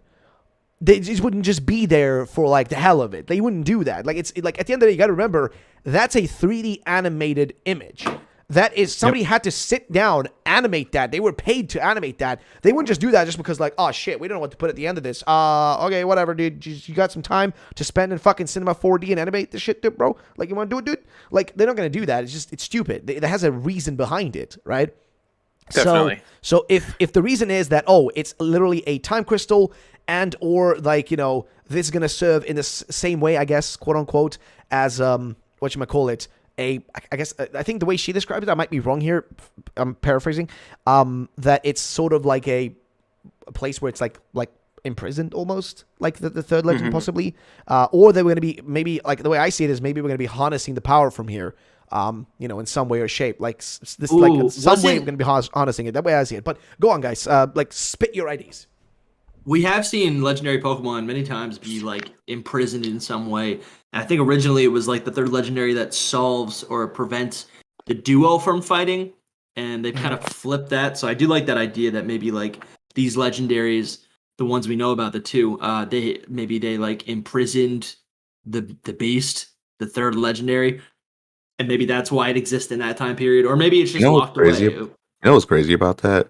Last time, or the only time I think the third legendary has ever been imprisoned and forced to be controlled was Kyurem, because Rayquaza was completely fine.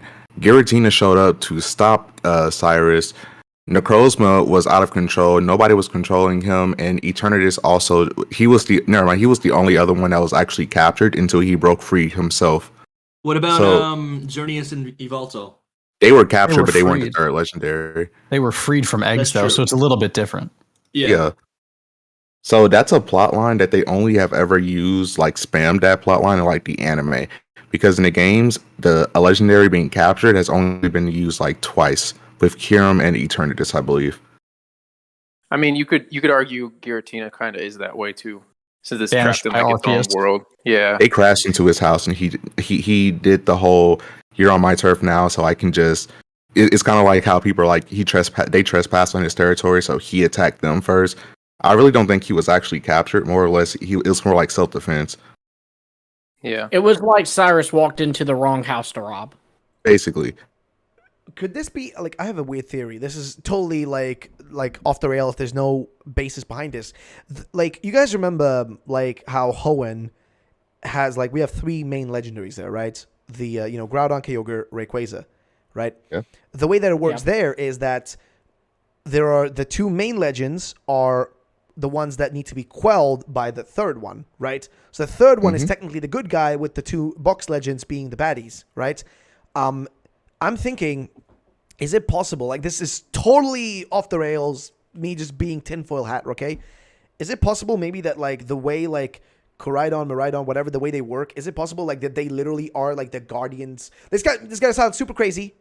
Are they kind of like guardians? Are they yeah, exactly. Are they time guardians? Yeah. Are they supposed to protect time? Right? Are they supposed to protect time? And either A, they got stuck in our time now, right? And they're stuck here, and we have to help them, etc., whatever, to stop like the evil doer, which is the third legend, causing all the troubles. Or is it that they are the troublemakers, and the third legend is the one that has to quell those 2 dum-dums? Right?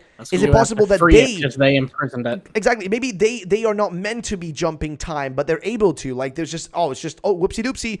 Like Arceus just kind of fucked up and didn't just give Celebi the ability to travel time, but this monkey as well. So fuck it, dude. Like, is it possible maybe that like they're gonna be like time, kind of like having this idea of like, oh, they're either guarding time, like literally like guarding time itself, or are breaking time, and because of that, the third legendary, a la Rayquaza, is going to come in and have to stop the 2 of them, right? And that's kind of like in the... Yeah, go on. Yeah, it's kind of like in the Darkrai movie, how when Dialga and Poke showed up, the fabric of space-time started to like distort, and like they had to like stop that, and that was like the whole like secondary plot of the movie in the Darkrai movie, when the town started to like dissipate, and the people inside of it started to disappear as well, because like the 2 of them fighting was making the world unstable. Because they aren't meant to be in the human world. Yeah. Rick said, but what about Dialga then? However, I think there is different distinctions in terms of like actually, wait, that doesn't really matter because Dialga controls the flow of time, not time itself. Exactly. They would be under Dialga in that case. So yeah, they would be like sub legend subcategory. Yeah. But like I'm also looking at it in the sense of like, I feel like there is like a different way that they can like, like they're literally like the timeline versus time, right? I'm looking at it from like a different perspective, that it's more about like, think of it like Celebi. Exactly, because like then you could be like, oh wait a minute, but why is Celebi around to like travel? Oh, but it's because Celebi doesn't actually impact the times it goes to, whereas these 2 might be doing it's just like having a good time. Because Pokemon lives on predetermined timeline where everything's already fated to happen no matter what. Because think back to the Celebi event back in Soul Silver. The main character was the person to stop Giovanni from answering the radio, and he was also the one to stop the radio tower event from happening, both at the same time. Clayman V, my man, thank you for the $10. He has a bit of a theory in chat. First of all, thank you so much, brother. I appreciate it, dude. And Cam, you're 100% correct, by the way, dude. You are 100% correct. Because it's technically, technically, that's the thing. Celebi is not the one that causes it. Celebi is not the one who does it, like the change in time, like that happens there. But he inadvertently does cause it by time traveling, Ethan back in time or Light or whatever you're playing as, right? So, because the thing, he's not allowed or able to do it, right? Technically. But who says that, maybe that's that's the point, right? Maybe that's why Koraidon and Miraidon are stuck in our time. They broke the rules. They literally just broke the rules, right? I think they can, because like I said, Pokemon is on a fixed time to where everything's predetermined. So maybe these two have the power to actually manipulate the timelines and change stuff around where it shouldn't be. Because, like I said, everything in Pokemon is already set in stone. Everything's already fated to happen. But we have yet to have a Pokemon that can literally go in and change the future or the past. They can, usually most Pokemon can just travel. Even in that Celebi movie, Ash didn't impact Samuel Oak anyway when he traveled to the future. And even in that one episode of Sun and Moon, when Ash traveled back to meet Kukui as a child, that didn't change anything. Everything was already set in stone. When the future happened, nothing had already changed. As a matter of fact, Kukui even vaguely mentions Ash in that episode as a kid that helped him get to where he is now. But Ash didn't know that, and Kukui didn't know that was Ash at the time. I mean, we talked about earlier just how specific Pokemon is a lot with their wording. And when they're talking about these two legendaries on the website, they say these two Pokemon are said to have powers that far surpass those of other Pokemon. Yeah. But details are still shrouded in mystery. Which Pokemon are we talking about here? Are we talking about an average Pokemon, or are we talking about legendaries like Dialga, Palkia? Who are we talking about here? Yeah, maybe in the wake of all these Gen 4 legendaries, they want to really emphasize that these things are as special and not just small scale like the Sword and Shield legends. Bigger than Arceus. Clayman said something in chat. By the way, thank you for the $10 donation, Clayman, again, dude, brother. Thank you so much. He says the magic time chicken from Portugal is trapped in the sun, and the prism crystal from the Japanese logo is used to reflect its power onto Pokemon, and also the sun itself is a quantum time crystal, is what he's saying. Which, interestingly enough, also, Lindsay Sensei points out that... replying to him saying, like I said, in the myth, the rooster, which we're talking about the Barcelos rooster in this case, it came back to life. So in Pokemon, he can be sealed in the crystal dead, quote unquote. So the way I see this, right, I feel like if you look at this that way, right, is it possible that these two did something bad? Now they're stuck in the current present time, right? Within the timeline, they're stuck in the present time.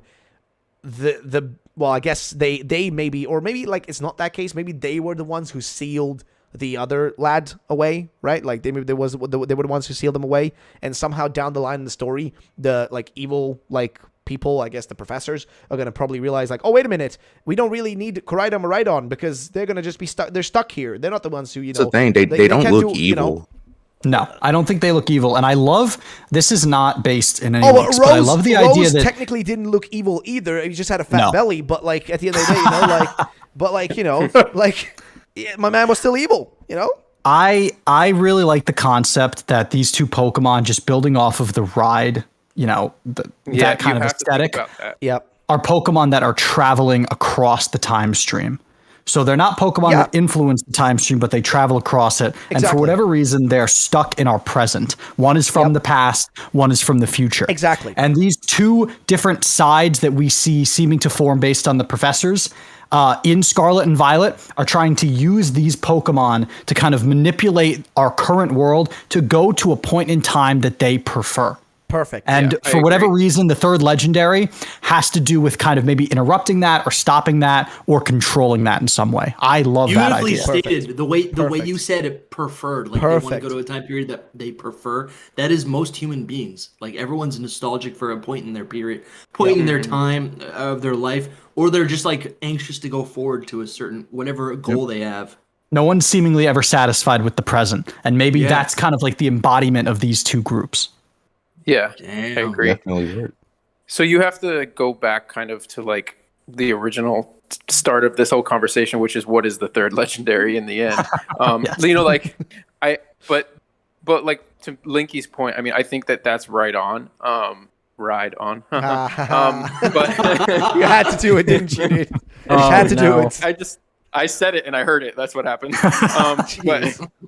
But anyway, like, okay, so I think Ruffled went a little nuts with it, which is fine. I mean, we could theorize all day on but that's the these thing. guys. Like, had I not gone nuts, the idea of like them traveling literally like across time, Totally. we wouldn't even have brought up that theory at all. It's just something that came onto my mind. I realized, wait a minute, this kind of Right. makes sense, but also tinfoil hat, you know? Right, of course. But the whole thing is like, okay, so I kind of don't agree with Kayla's whole thing. I love her theory and everything, but I don't think that it's quantum time crystals. I don't think that those 4 symbols are that. I think that those 4 symbols on the cover are actually their each ride forms, and it might be related Yeah, to I agree, what she's talking about. So like the 4 ride forms, I think are, you know, just land, water, and sky, and then the last one I think is actually like some kind of space portal travel. I think that that's what that is. Ultra wormholes, ultra Yeah.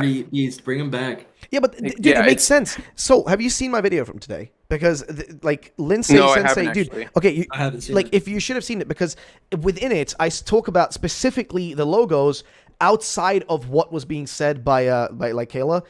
Which is like her whole thing is that it's about like the quantum time with the end screen, all that. But with the logos, what Lindsay Sensei kind of like specifically noticed is that all of them match up with literal navigational tools, right? Like tools that are used to navigate in certain ways. I did see. I saw his tweet. Yeah. Yeah. But that's the thing. Like he sent it to me, and he was like, "Oh, well, look at this, right? One of them is, I think. Let me try to read through here. Which these like they're all nautical instruments, right?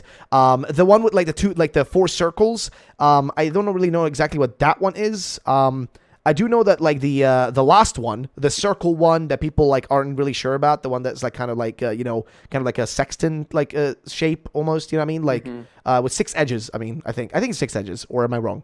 Or 5? I don't really know, but it's besides the point. I think it's 6 edges, but besides the point, that one I think he specifically said it's an I think an armillary sphere, which is also on the Portuguese flag, by the way. That thing is also on the Portuguese flag, which it matches up perfectly. The second one he shows off, which is the one where she said that the icon for Psy is in, that one actually is, it fits with the literal item of the Astrolab, which was actually invented by the Portuguese. And the Portuguese Astrolab is also like, like they have their own version of it, etc. and all that. And it all kind of like, all of them kind of fit in with all these tools that were kind of during the, like, kind of either made or invented or whatever, during the era of discovery and navigation back in time. And if you think about it, all of these are supposed to be travel forms. What is navigation needed for? It's needed for traveling. Am I crazy or am I correct? I think you're onto something. Exactly. Absolutely. You are. I think. Like, you're I onto feel like something. that fits more. Like, sure, we can talk about quantum time, and Pokemon definitely does like to go balls deep on Pokemon likes to go balls deep on the crazy shit. Okay, like they can go a little too intense on some of that stuff. But I think it's a bit simpler than that. Like, sure, maybe the logos have some weird hints in them that are supposed to make you feel a little bit like, to add like crazy like theories and about like fucking quantum time and shit. But like, I think it is a little more like simple, right? I think it's a little simpler. Yeah, always. You always have to think that too. Yeah, like I I was thinking about her theories and stuff, and I was like, this is way too complicated for Pokemon. Pokemon goes hard. They can go complicated, dude. They can go complicated. Pokemon gets sure. plenty complicated, but it's usually left to people to figure out through theories. They don't come out and tell you all of the complex reasons for why something Because there'd exists. be no Exactly. fun. We wouldn't know either way. That's the bottom line. We'd just be like, okay, yeah, maybe it's that. Exactly. it locks in would have to break it down, and then you don't even know if Yeah. it's actually happening. Exactly. Yeah, that's the thing. We can't even know if it's actually the reasoning they're doing it. Like, they can go deep. They really can. Like, just keep that in mind. Like, chat, viewers, everyone. Remember, they can go pretty fucking deep and crazy with their, like, what they use as a basis for their IDs and etc. They do that, but not always. We can't always assume that every aspect of what they're doing is going to be like this crazy shit that requires you to have like 5 PhDs to like actually understand. But I don't know. So where do we go from that though? Because like, okay, actually, what do you guys think about my I guess like theory here alongside Linsa Sensei? Like, what do you guys think about that? Because I think he's spot on with like all of those icons being related to navigational tools, which then correlates to, just traveling, like just travel and the different travel forms. And that's just going to be the icons for the travel forms. What do you guys think? So, I don't know. Dusty, you got anything? Or, Lumios, you go. I've been saying this for a while on my channel. I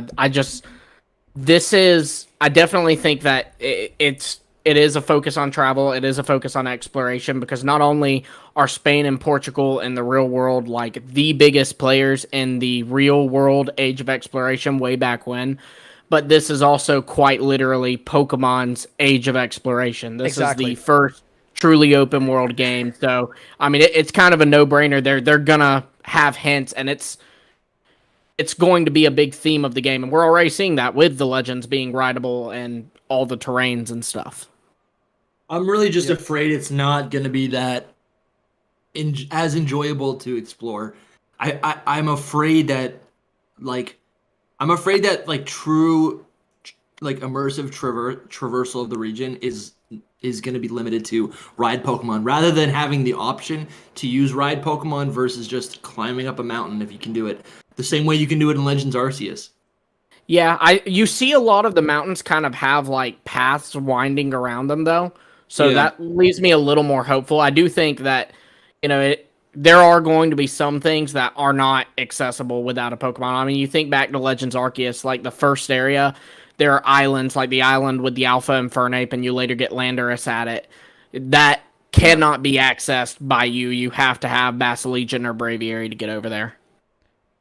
Do you guys? I'm fine with that. Do you guys have a fear that the world will be too empty and lack cities and places to actually go to of interest? A little bit. Yeah. I don't think so. I don't I think 100% do. The only reason I don't think that is like actually a fear. It is a fear that I have, but the only reason why I'm not too worried is because they still need to put a Pokemon game in this. They still need to put in like all the items that we typically get. We have to put all the Pokemon, all the gyms, all the whatever, right? So I think there will be things to do. This isn't like a spin-off game like Legends. Wait, Lindsay sent something interesting. Okay, let me see. It says Passarola is the project of an airship supposedly built between 1709 and 1720, and whose invention is attributed to, that's a long name, Bartholomew de Guzmão, a Portuguese priest and scientist born in colonial Brazil. Although there is no concrete evidence of its construction, the invention gained notoriety when an iconography of its appearance first appeared in the year 1784, falsely dated 1774 in European press. Okay, but it features basically, again, navigation, but also literally the fucking sun embodied as a fucking person in the top left, which is weird. But also, not just that, he's riding on what looks to be a fucking chicken flying thing. This is weird, bro. This is getting a bit. You should send weird. that to me because I can't see it, dude. I'm gonna put it in. Because he sent it to me privately. I'm gonna send you guys the image here. Okay. It just me. Does that look like my man is flying on a fucking chicken, looking at the sun with his item in his hand, which is, I think, that thing, like, was it the sextant or whatever, or one of the other ones, because there's a sextant and there's the other one as well, which I don't, astrolabe? I don't know.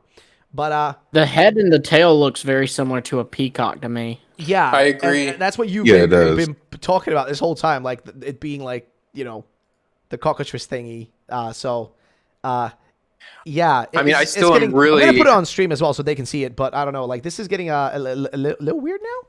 Not gonna lie, it's getting a little weird. I still think the third one can be a peacock. Like, I still have a 50-50 peacock Yeah, dragon. but that's the thing. I think kind of thing going on. peacock dragon mix with like cockatrice thingy. It matches. I think it matches. It's like close enough that you can like make a Totally. correlation, dude. I feel like it's close enough to make a Yeah. correlation. You know. It might be a peacock, but it's literally a cockatrice. You know, Yeah. like it still is a rooster looking peacock. Yeah, it still fits the mold, right? But Yep. Yeah, like a peacock form of a cockatrice. But Exactly. Yeah, I don't know. So we were talking about before this revelation, which Lindsay, thank you for that one, mate. Appreciate it. We were talking specifically, which by the way, Lindsay has sent me so much shit you guys don't even know. There's so many things I haven't even been able to cover because it just goes a bit too fucking deep. But like we were talking about the open world and will there be enough cities and stuff? And like I agree 100% with Dusty, right? They still need to put a Pokemon game in there, right? This is still Pokemon at the end of the day, right? It has a Pokemon title, Pokemon name, everything. There still needs to be, you know, all the shit that we expect. The items, the Pokeballs, the just general Pokemon stuff needs to be there. However, guys got to also remember, we've only really seen a small part of the actual world of this game, right? We have not seen everything. That's the thing. Like, if you actually pay attention to the trailers, it's just the parts they're showing us is the open world, right? But why are they doing that? It's because that's supposed to be the selling point, right? Yes. The selling point is supposed to be the fact that it's an open world, okay? You know, them not showing the cities, it's not really that surprising because the whole, like, thing, like, what is the open world? Like, the people, like, the way that they maybe see in their mind and the way, like, that unfortunately Breath of the Wild has made people think of open world games as good is if it's just a big open space with, like, you know, whatever, right? That's kind of in their head. Yeah, what they open imagine. world doesn't mean no loading zones. Open world means like fully immersive area where everything's interactive and things are feeling lively. But that's what the an thing. open That's world the thing, game though. is. They're trying to show off that, you know, space, right? They're trying to, like, that's why they were showing certain Pokemon running around. I think it was Venonat or whatever, bouncing around like it was on fucking crack cocaine. Like, Yeah, they were like, "Yo, like, Venonat, dude, you like yeah. this game?" Let's go. First time he's We've appeared in also- a regional deck since Gen 2, by the way. Oh, In, shit. in Yeah. the first Yeah. trailer, we also saw plenty of town and civilization areas in the region.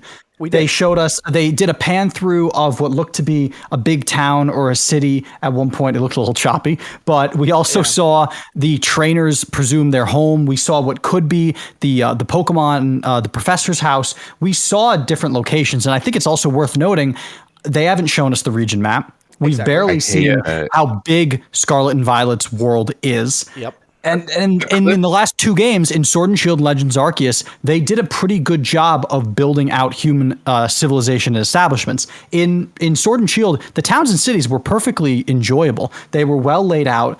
It was just that the wild area was pretty bland. So Oh, no. I don't But- think but, they're going to mess up and not include decently sized towns and cities in this region. I don't think that's a big concern.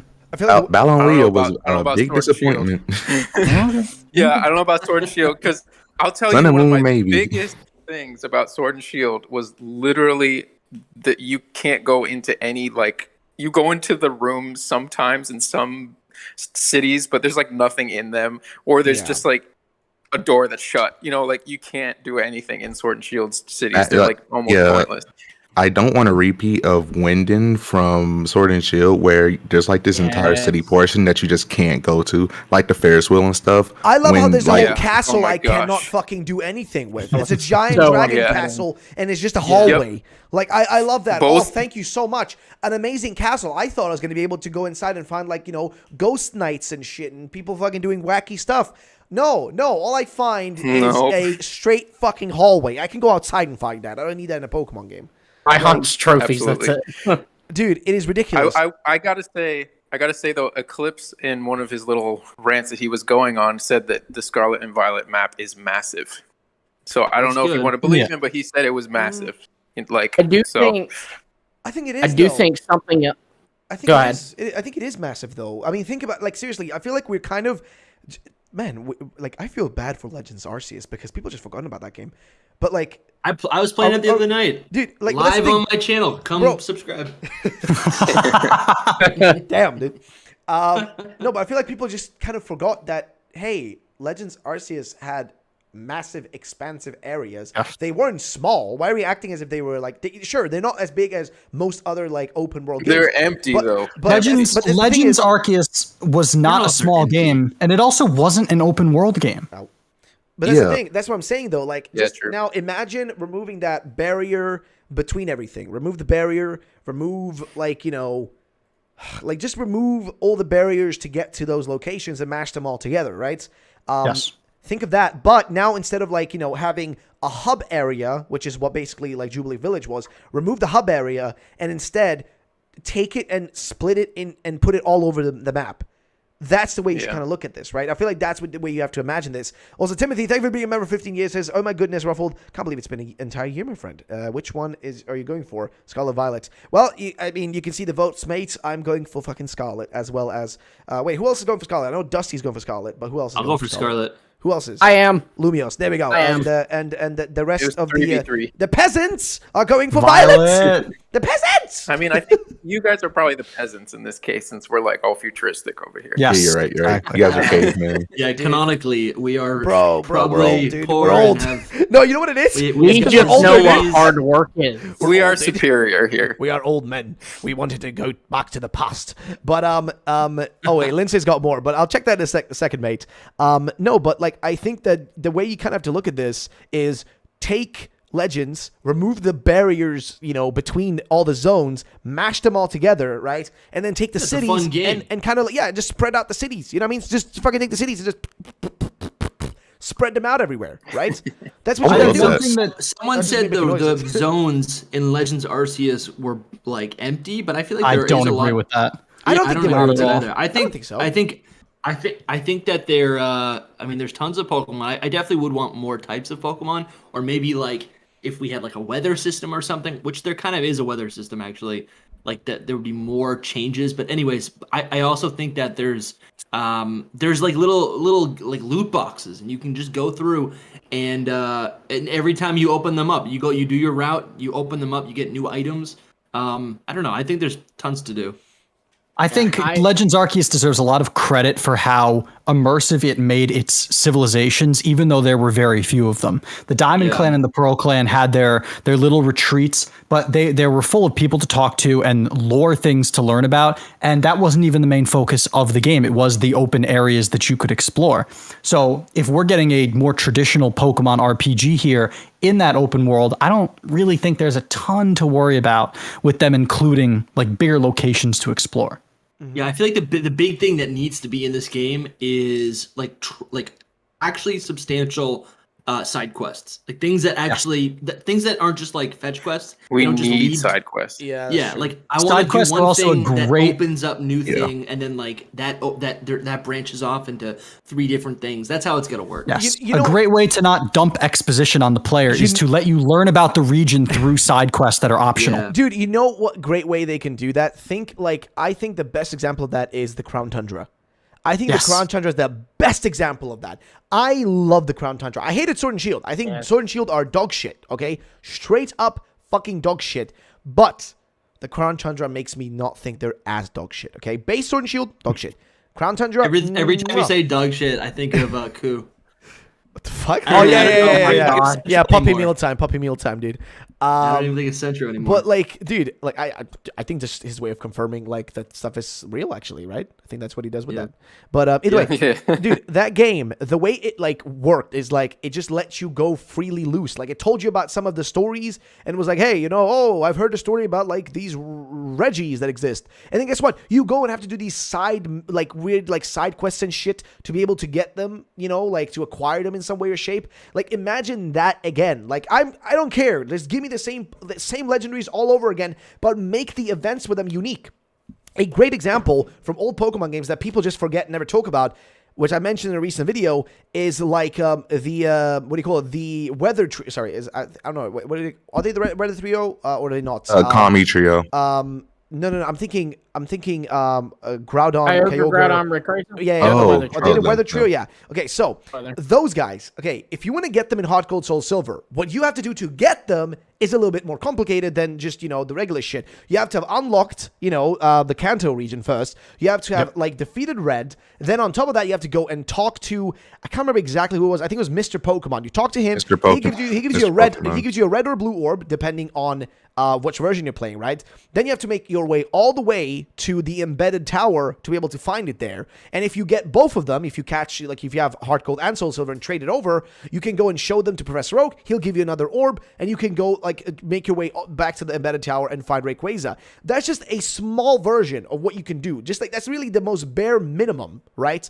For a side Another quest. example. It's like Another example of that. I was going to say another example of that was in Black and White 2 with the Reggies.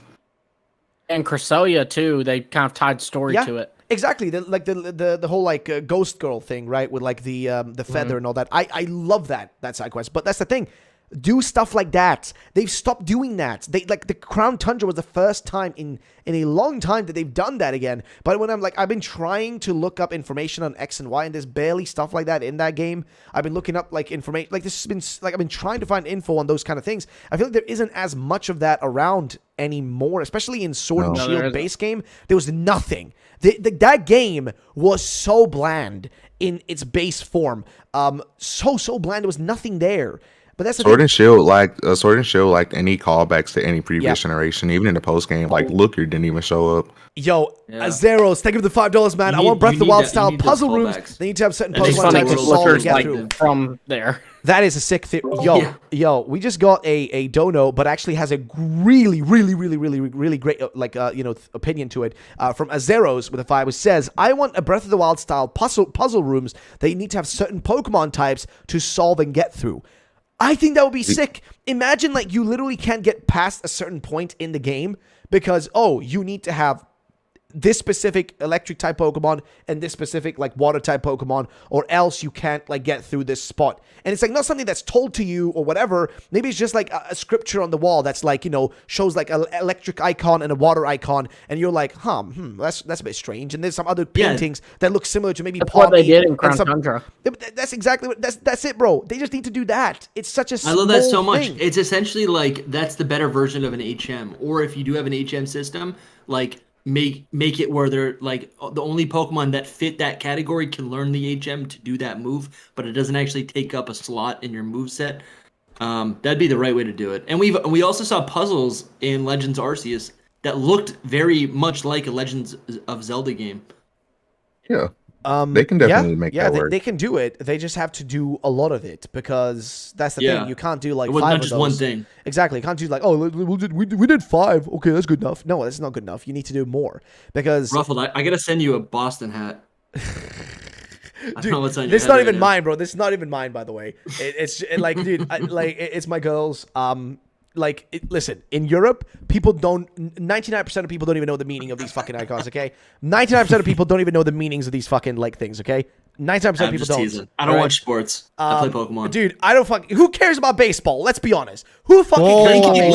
I'm sorry. I'm sorry. Let's be careful. Dude, I'm sorry. I watched a video of a guy throwing a paper fucking airplane down onto the court, and that's the only thing the crowd cheered for. Nobody gave a fuck about the actual match.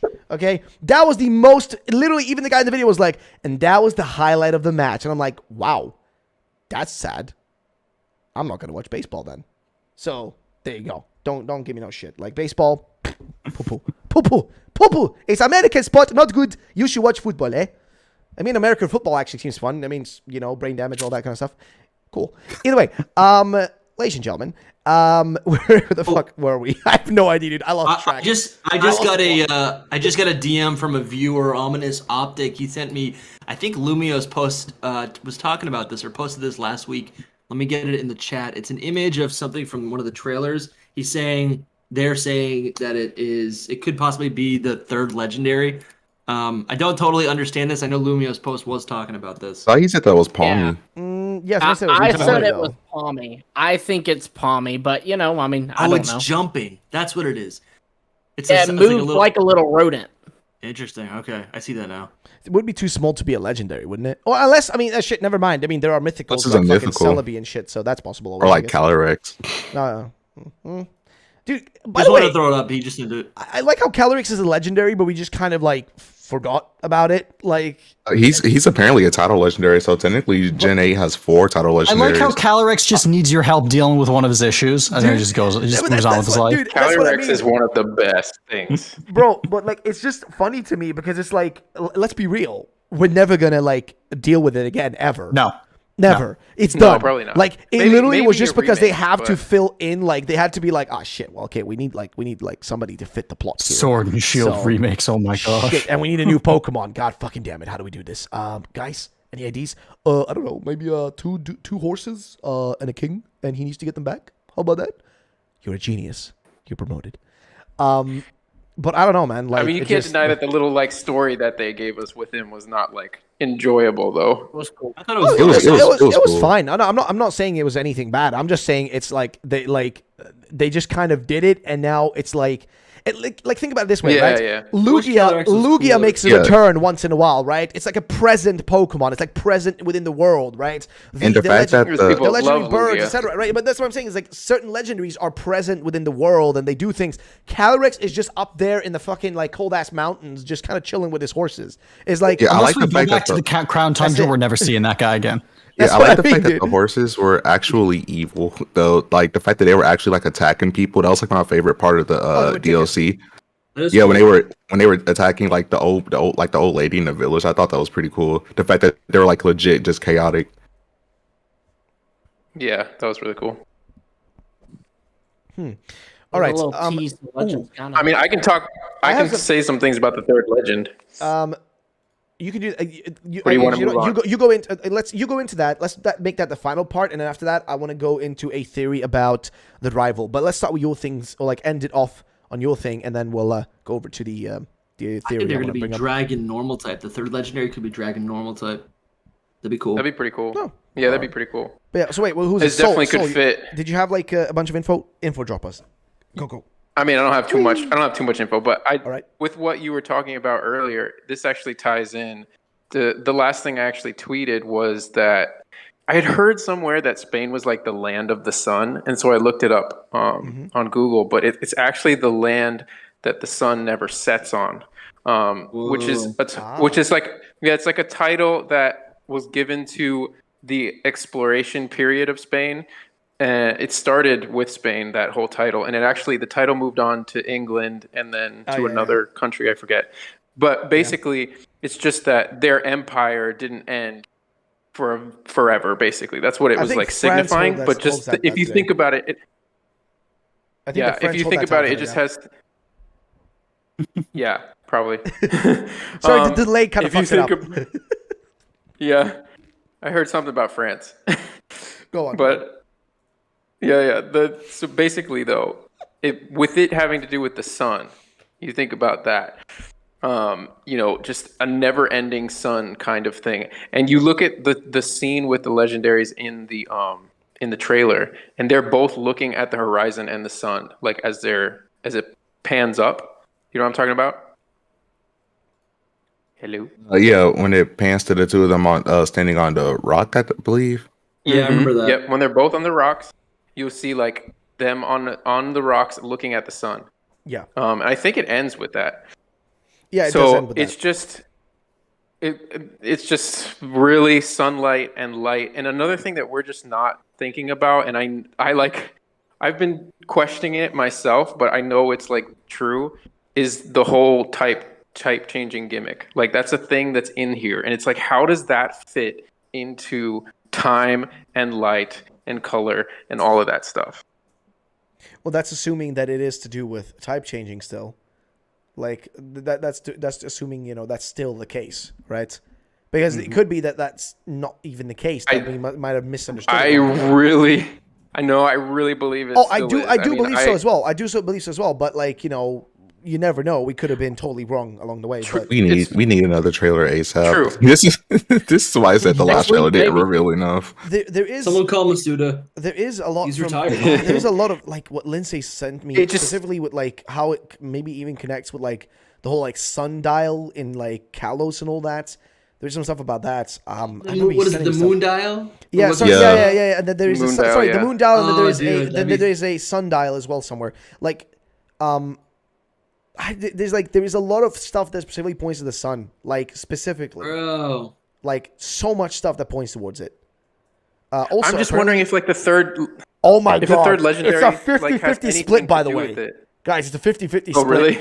Yes, it literally is a 50-50 split, Hey, you got more Those- more people, so dude. That is crazy, actually. I'm wondering if the third legendary has anything to do with the two other ones. Like sometimes they don't really have much to do with it. Eternatus like, didn't have anything to do like, with the dogs. Exactly. Yeah, or like until there was like no sometimes. connection there. I mean, like until post game. So like the two legendaries have their own time story that goes on throughout the whole game, and then you beat the champion or whatever, and then you go into like a post game section, and then it's the whole third legendary plot, which is completely different from the main plot that we had already done. You know what I mean? I think they'll do that because I don't think they're gonna go through having the whole third legendary as part of the plot like they did with Eternatus 2 times in a row. Yo, Joao, man. Technically thanks for 3 the 5, times mate. with Ultra Thank you. Necrozma, so you Thank got you. a point there. Thank you, man. Would it be? I mean, interesting technically, to- Necrozma had nothing to do with the main Sun and Moon. No, He was I just mean at the end I meant like Ultra Sun and Moon because like it was like Ultra Sun and Moon, then Let's Go, and then Sword and Shield. And if you don't count Let's Go, then the two of those both had like the third legendary be a part of the main plot. Yeah. It looks like ever since they abandoned third versions, they're trying to make the third legendary part of that plot more. Basically. That's very true because they don't have that for the third version. Like, the DLC usually will just bring on new Pokemon. I would imagine they wouldn't like just keep a Pokemon that we already have for the DLC, which kind of is dumb. I think they should do it, but Yeah, my biggest. I was gonna say my biggest. One example of a DLC. Sorry, Cam. Yeah, I was gonna say like my biggest disappointment of the DLC for Sword and Shield was that I was honestly expecting them to elaborate more on Eternatus and make like his Eternamax form actually somehow playable, but we never got that. Nope. So just like Ultra Necrozma, it's another unusable third legendary form. Or that fusion with Lusamine. Oh, that! Oh my god, Yeah. that didn't count. That's canon. That is still kills canon. me. So we should get a game where Pokemon and people are like together, kind of. Even though I don't like that idea at all. Dude, I'm cool No, with that it reminds me of because that reminds me of hate that Rebirth manga thing. I exactly. hated Yeah. that. Dude. Reminds me of Digimon 4 or whatever it was. Frontier. No, Wanna but make there's 5 more videos about maybe it. maybe not merging, but more like Ash Greninja-esque. You know what I mean? Like Oh yeah, just kind that of would be much better. acquiring like Yeah. an aspect of their trainer. I think that would be sick. I think that'd be freaking awesome. Like that they changed because of their relationship being so close. That, in my opinion, badass. I'd love it. Like I think it would be the sickest thing ever. That's Maybe what I it's hated got about a- fusion. Maybe it's got something to do with that wristband that rival character's wearing. Who knows? Possibly. Ooh, speaking of which, this leads us You perfectly fuse with to the this. legendary. You fuse with the legendary, and then you become like you're not. It's like It's not. Oh sorry, my not Avatar: God. The Last Airbender, but it's like Avatar, the other one that I don't even. What is it? Just Avatar. Just Avatar. Yeah, Yeah, Avatar just one. Avatar. You It's just Avatar. You truly fuse with the legendary. Also, I That's should point out, fusion. I'm scared. That I'm is, of scared. course, the less superior Avatar. By the way, we all know. Oh, Yeah, it's that- not that, even of close. course. dude. Or Not even close. disagree. Aang and the gang are better. Okay, that's all I'm saying. Avatar, I the, agree. the blue people got a lot of hype for 3D. There's nothing else going on there. Exactly, dude. Yeah. There's a sequel now. Oh, dude. There's 4 like, of them. Yeah, there's there like is. 7 or some shit, dude. First of all, Joao Silva, thing with the 5, mate. He says, it would be awesome if you could start the game as an adult instead of a kid to make a little more mature story. What do you think? I don't think they'll ever really do that. And I think like the closest they've done to that is what, like Legends, I guess? Is the closest to that Yeah. I guess we've had. I think X and Y because there is a character in X and Y that asks the player for their age, and the character says, "Wow, you're older than me, and I'm 16." Oh, okay. Wow, that's cool. Yeah, also I guess Do you it think? also matches do you up think with customization? what do you mean? Do you think customization? Customization in what regard? No, do you think customization could go as far as to like allow players to, Change let's say, get a beard, right? No. Or maybe I don't know. No, Like, I don't think make your so. character No, like not you- now, at least. Someone No. like They'd me have who's to- a little bit wider. Maybe you make it a little bit wider. They'd have to disconnect it from like when you turn a certain age, you become a trainer. They'd have to disconnect the story from that. And that's always been what Pokemon has done. I had facial hair when I was like 14. Yo. Yeah, me It too. was very patchy, but it was real. Pepper Saltzman, thank you for the 5 in the chat, saying actually something really important that I think we should mention. First of all, thank you for the donation. Thank you so much. The message is, the graph on the professor's board is an analemma, a way to track the sun. Suns are all over the promo material for the game, which is true. We should point out, if you guys do watch the trailer, trailers, I guess, there's a lot of times where the sun, the literal sun, is non-stop like shining towards like the camera and kind of like doing like the kind of what do you call it, like the lens flare thing, right? Like, you know what I mean, like where like the lens kind of shines in a weird way and refracts. And again, there it is, refraction, right? The refraction of light. Yeah. And go on. I'm telling you guys that the sun and rainbows and like nature and sunlight and the sea, all of that stuff has to do with the Mediterranean and like that kind of vibe. Like we're not in Galar North cold mountains and all that. Like we're doing navigation and all of that other stuff in this, and that's where the 3 types thing is coming in. Like I'd love the quantum crystal stuff and all the science stuff, but I don't think that it's that direction. I think it's more in the natural direction, which is funny because it could be a little bit of both because of the whole natural versus like futuristic kind of vibes too. Tradition versus innovation. Tradition versus innovation. Either the traditional way of keeping things, right, using like the sun as a way to navigate the world, or the innovative way of, you know, doing things, which is, you know, use a GPS and technology. You know, it's like you can already see the duality there, which leads into, and even Lindsay says Portugal and Spain are very sunny. Yes, they definitely are. Which kind of leads into something interesting, and I kind of want to talk about this because today it literally, you know, when you just have one of those moments like, what the fuck, no way. It's kind of the moment I had today. So the rival in this game, we haven't really talked much about the rival, okay? I know there's been a post about this, but I love her. Dude, but here's the thing. Somebody said this today on Twitter. I don't remember who it was. It was just a random Twitter user who discovered this, which I thought was just incredible.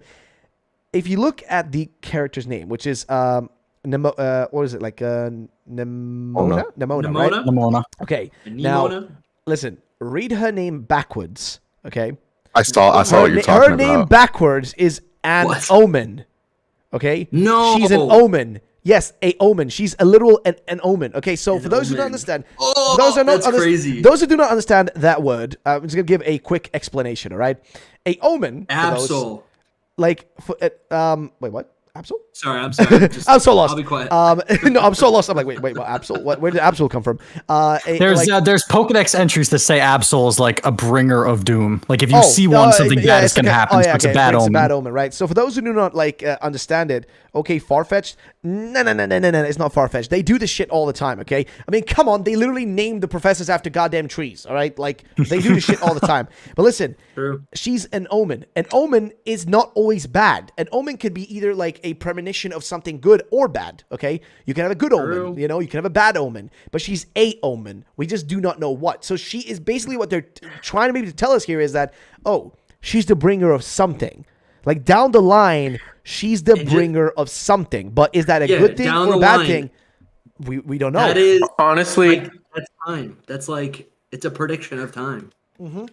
That's true. That's true as well. Honestly, with her whole her whole name thing, because like her name meaning is something, I can't remember it exactly, but it's something like she's like nothing or like a void or something like nobody. that. Nobody. So she's nobody. That's like what her name actually means. Her name means nobody, and then backwards it's an omen. And it's just like she is going to be integral to the story. I think that's no like leaker stuff or anything. That's just like a crazy theory, you know. She's going to be the Lily of the game, but actually like fightable. Oh like my God! actual... Wait. Yes. Wait. What if she is like look at it this way, right? The professors are almost they're representations of past, future, right? And also kind of the representations of the legendaries themselves. I mean, think about it. Sada literally looks all like feral and shit, like she's from the past, but she looks also more feral like her legendary, right? Like from Scarlet. On the other hand, Turo looks more futuristic, just like, the Violet legendary. However, okay, what if instead of there being a headmaster that's the the real good guy, whatever, like these two are literally our professors, but the one that represents the third legend, the present time, all this sunlight, etc., whatever the fuck, the one who literally is like a prediction of time is her. She's like the middle one. She's the one in the middle. The omen. Yes. She's the omen. Yes, she's the bringer. Exactly. I would definitely think so.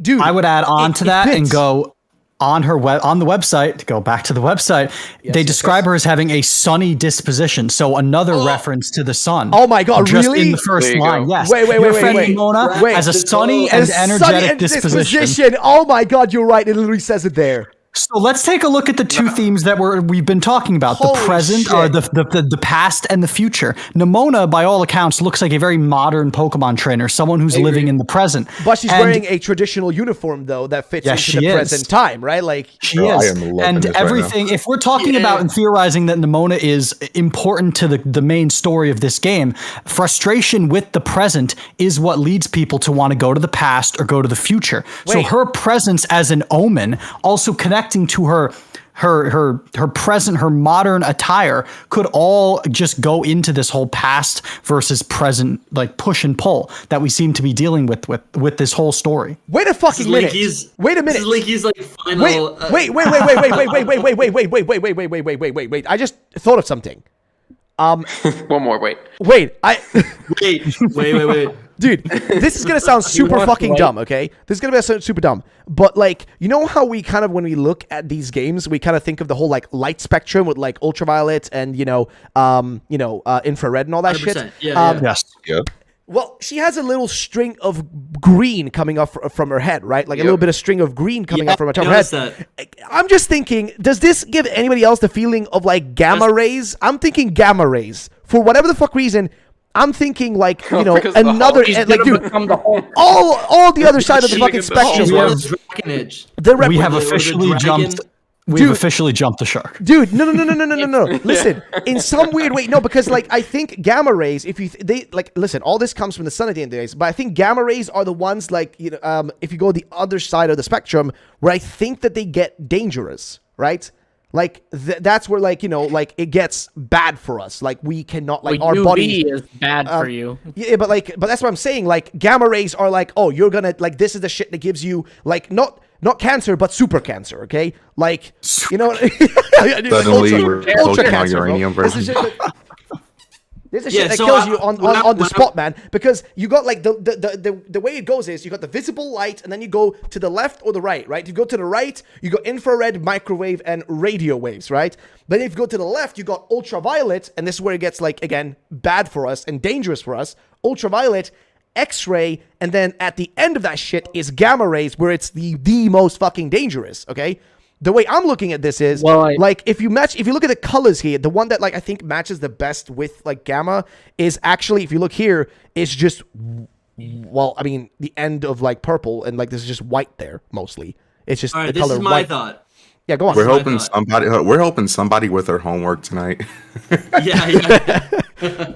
Dude, I need to go take a leak, so you guys keep this going. I totally thought, like, when I first saw her character in the streak of green, like, superficially, I was like, oh, maybe this is a hint at the legendary. But now that we're putting these pieces together and that she really might be an indicator of, or some sort of like, harnesser of the third legendary. If we look at the light spectrum, green is right in the middle. I think that could totally be some sort of indicator of what the third legend's going to be. I mean, also, there have been so many different Pokemon games where the main trainer character, hold and use the box art legendary. So maybe Nimona ends up having the third legendary, and depending on which game you either have Koraidon or Miraidon, and she has the third legendary. That would be sick. I'd love that. Yeah, I mean, I think it's totally. I mean, maybe she doesn't have it yet, like at the beginning or anything like that. It's going to be like Pop when she gets it at eventually, it's like something crazy. She realizes that it like has to do with her. I think she's going to be integral to the whole thing. And I think that Dusty's right on with that. It's very, very likely that the legendary is green and possibly black in a lot of ways. Peacocks are green. So it's just like the green part of her hair. So, there you go. Yeah. So I do think that it's very, very possible. I mean, we could be off with what it looks like, but I think that she's definitely connected to it with her name stuff. Also, I mean, Soul, you speculated that the third legendary could be Peacock. That's one of their like primary colors is green. Yeah, that's awesome. I'm gonna look up some pictures of a peacock now. I do think it's interesting though, because there's a lot of times where the legendaries of a game don't really reflect the specific lore of where they're coming from. I'm thinking of X and Y, where the legendaries were based on Norse mythology and weren't really based in French mythology. So I do wonder how much of Spanish and Portuguese lore they're going to pull from for the legendaries themselves. We'll really find out once we see the third legendary, to be honest, because the two that we see right now are just too general. They're like just lizards with some kind of feathers and more monitor lizard looking, you know? Yeah, it's very hard to tell. We won't know until we know the actual story and plot of the game. No. Which means we're probably not going to know fully until the game comes out. Pretty much. I Googled peacock dragon and there's some really cool designs. Here, I'm about to send you one. Cool. I wish I could show these. You're writing on one. Video content. Yeah. Exactly. Someone just mentioned in the chat, like, yeah, Hop got Zamazenta if you got Zacian. So they do this a lot. Like she's gonna be involved in some way. Just everything about her description, talking about how she loves to battle, even though she's not very good at throwing like they're setting her up to be an important figure for the game. It's very obvious. They revealed her. She's the first character besides a professor or the main trainer that we get introduced to. Another really big thing that I was reading in a Discord chat today, they were just like, that was basically an exhibition trailer for Nimona. Like, though all three of the Pokemon are her Pokemon. Yeah. Right? Yeah, it says on the website they're all hers. Yep, they're all her Pokemon. Which is pretty crazy. It's just like, okay, they show us the professor, the rival, and all of her Pokemon, not any other Pokemon. And they're all her Pokemon. Do you mean the starters or the ones she uses in battle? No, Palmy, Lechonk, and Smoliv on a website. It says that, like, there's a little description that says that they are all like hers. Like, she has one of them on her team. What place within the university or the academy could she be? Like, do you think she's one of the older trainers? I think she's older upperclassmen. Okay, I mean, cool. You've got to assume that it's going to be the trope of you're the new student. She's the upperclassman who shows you the ropes. I'd be shocked if it wasn't something similar to that. Because remember that in the trailer there's a little cutscene of her going, since it's your first battle, I'll go easy on you or something like that. Mm-hmm. Totally, that's like typical. It's got to be that way. Wait. I've missed a lot. I'm trying to catch up here. Wait, so I'm looking at chat right now. I googled peacock dragon, and then these are just show them off. I'm popping them all up on the screen right here. The peacock dragon images here. I really like the last one that's like the drawing. But wait, you guys agree with me on the idea of it being a green colored one? You guys agree with that? Because it's in the center of like the spectrum. But that's what I'm saying. That's why I'm talking about like the whole like gamma shit thing, bro. Come on, man. If green is gamma waves, then yeah. That honestly, I'm surprised that we haven't. Oh shit! Yo, Peter, thank you for the fight, man. She looks like a Gen Zer. She's gonna be like Professor Sus for real, no cap. Fuck's sake. The no cap. Yo, and Sid Hero, thank you for the 2, man. Just no Hero's still here. I love you, brother. Thank you so much for being here, man. But yo, like what did I miss? So you guys pulled up a peacock boy here. The Java peacock, a green breed of peacock. Ooh. That was It really looks like it looks like it would pair well. It looks like a raptor. It looks perfect. It looks like it would pair well with the other two legendaries, I think. I think it looks perfect for this. I feel like it looks perfect because if you look at the two other legendaries, right, if you actually take a look at them, don't they kind of look in a way like you can kind of tell that one is supposed to look more prehistoric versus the other one being more like very obviously futuristic? Like, what if this one just matches? What if this one is just more, just more basic? You know what I mean? Like more regular. Just a normal animal like Lechonk. Think about birds in our modern time. Birds are the present day descendants of creatures from the past. Oh shit! Yo, right. Sick. Here's the thing: you got to throw the whole like theory of them all being the same legendary too in there. So like, if this is the present version of them, so like Koraidon is like way more older, ancient dino looking, and then the middle one is like literally a bird present dino, and then the future one is literally artificial. Like, I don't think Miraidon is even real. Like, I think they created it. Yeah, I My think theory he's a for him- man-made my theory for legendary. it is Like they use my- like whatever essence DNA or whatever the most left of it to create like right, you know, of course. that Like version. genocide. It has to, Yeah. yeah, it has to be from it still, but I think it's completely like man-made, like Mewtwo kind of thing. Yeah. Like Yeah, I they was made just it gonna from say Wait. like Mewtwo because like that's like another parallel to red, blue, and yellow. Yeah, I love that idea. Yeah, and then it ends up coming back to the present because they give it the same ride capabilities that Koraidon had. You know, like it has the same DNA, so they both can ride through time, and so they both end up coming back, kind of thing. That's my theory on them. Honestly, that's like the big thing. Sweet And mother. I think that the colors, I think that the colors are not. Yeah, exactly. I think the colors are not as important to like their function. I think that the colors are really just to their design. So like Scarlet, the Scarlet one is red because you know it's that end of the light spectrum, and then the Violet one's at the other end of the light spectrum. And then the middle present one, which is the third legendary, would be the middle, which is the rainbow. Okay, so it's going to be a whole rainbow peacock. You know, I mean, the body could be green because of peacock's green, but the tail of it is probably going to be like crazy colors. You know, that's what I think that the colors are just for that. And it could showcase the color spectrum. That's so cool. Mm-hmm. I guess it'll. I was gonna say it's weird because it won't the third legendary still have to tie into the gimmick, so it'll have to come full circle.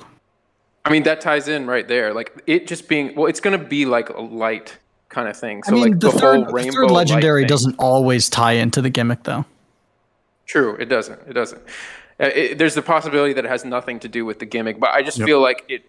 You know, the only way that it's not with the gimmick is if that whole theory is wrong, because I can totally be wrong.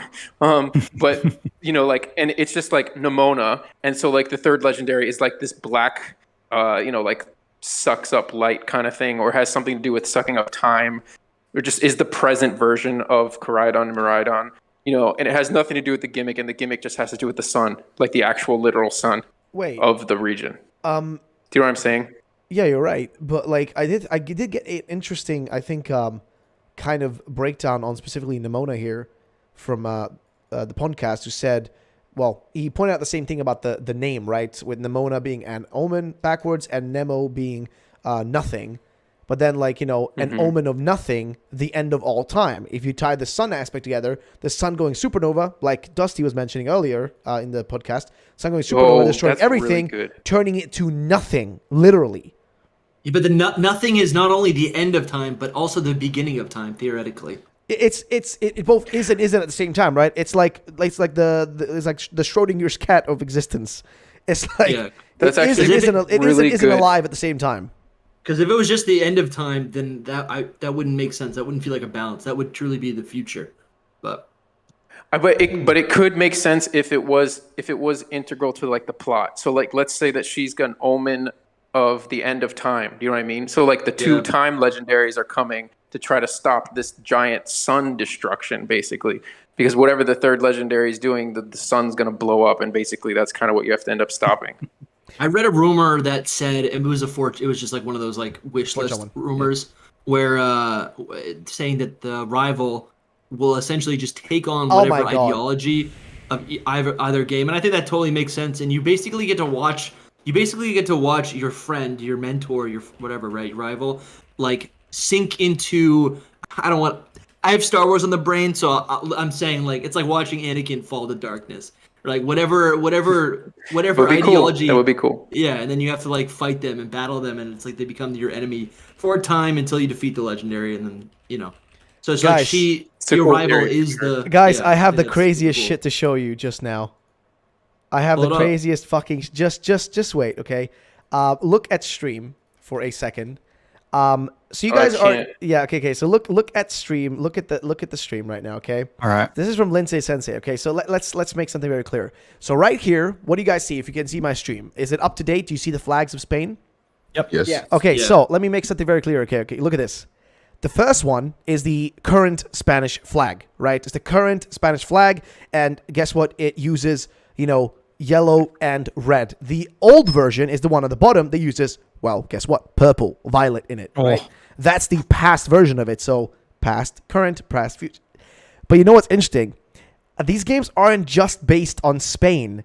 There is another country that Portugal. And what color does fucking Portugal mix with red, by the way? Because all these use red, by the way. The other ones also use red. Green. Oh, dude, that's true. That's really true. That's How did we just kind of overlook this? We just forgot it. Because we focus so much on the Spain aspect of these games. We forget that there is a fucking other country that's being used for the design of it.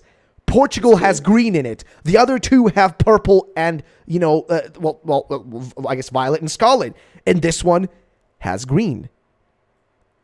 That's correct. It's the fucking third one. It makes sense. It just makes sense. And it just fits so well. It's just perfect. I agree. I want to go back and see where else green pops up.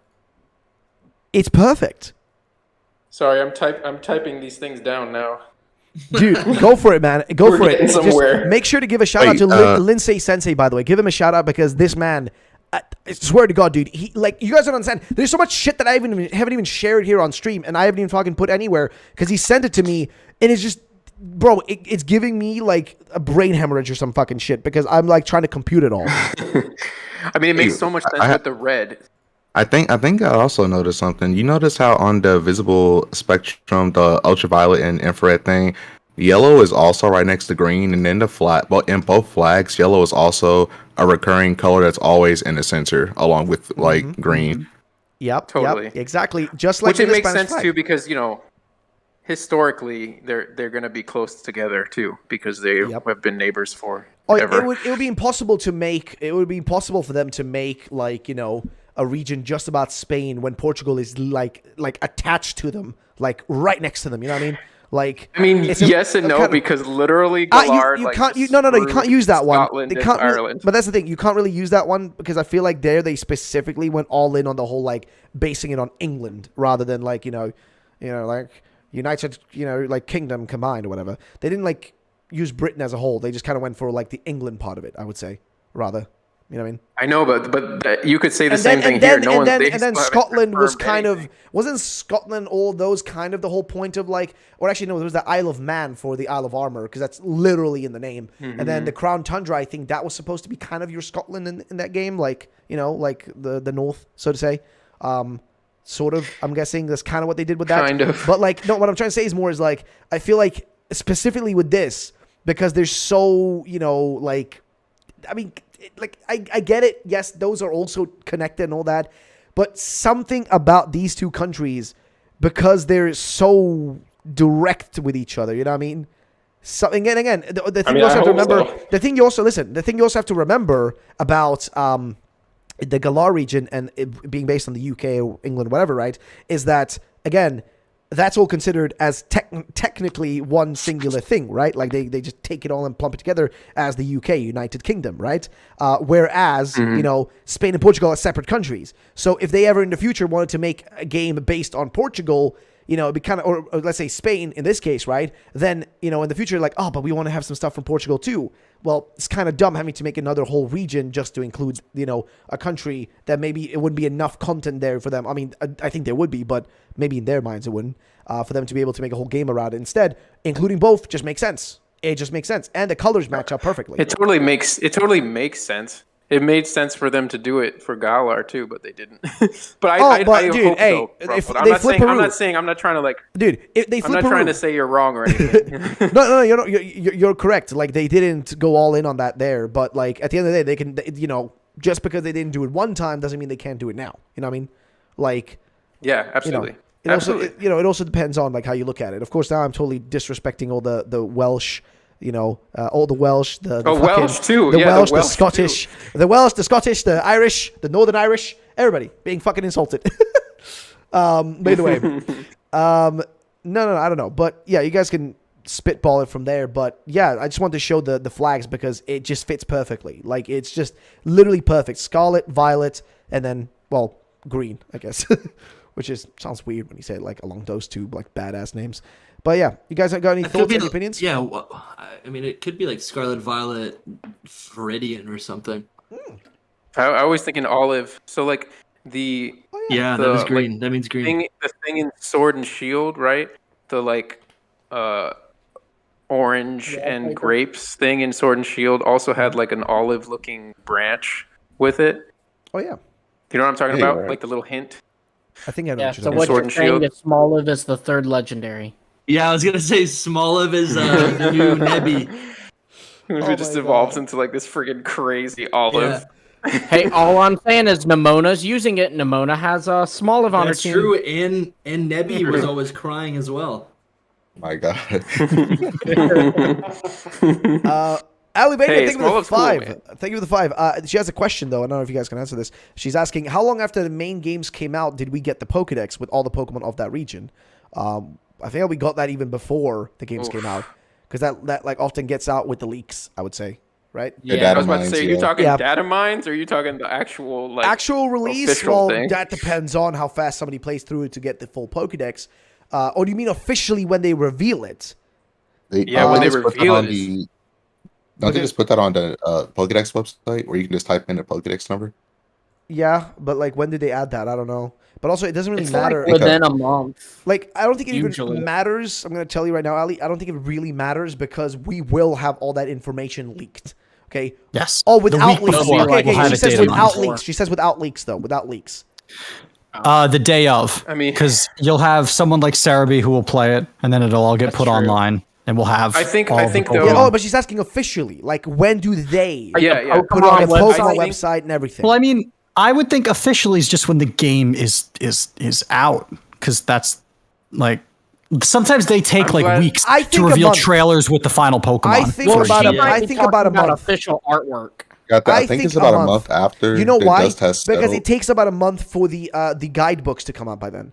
Like the official Okay, like so guidebooks and that's shit it. usually take about that time. So I would say give or take a month. A month after is when you will get officially like the art books, the guidebooks, shit. Like usually the guidebooks come out about a month after. The other stuff is kind of a bit of hearsay. I'm not really sure. Sit here, I think with the $5, man. This may sound crazy, but if the legend for Scarlet is driving Violet, legend for Scarlet is driving and the Violet one is flying and the green legend is sailing or rideable on water. Well, I They think just I become don't. a giant that's neck. not That would be even too messy. That would be too a messy. joke. That would be too messy. I feel like I don't know. no, I feel like wouldn't that be too much? Because like if you look at the way that both of them are designed, like both the main legendaries, they're both made in a way that obviously they're going to be both able to turn into multiple different vehicles. I guess, right? Yeah. I definitely see the Scarlet Legend as more of a land dweller, where maybe travel on land. It's like a bike, and then also climbing. And then the other one definitely looks like it has flight capability.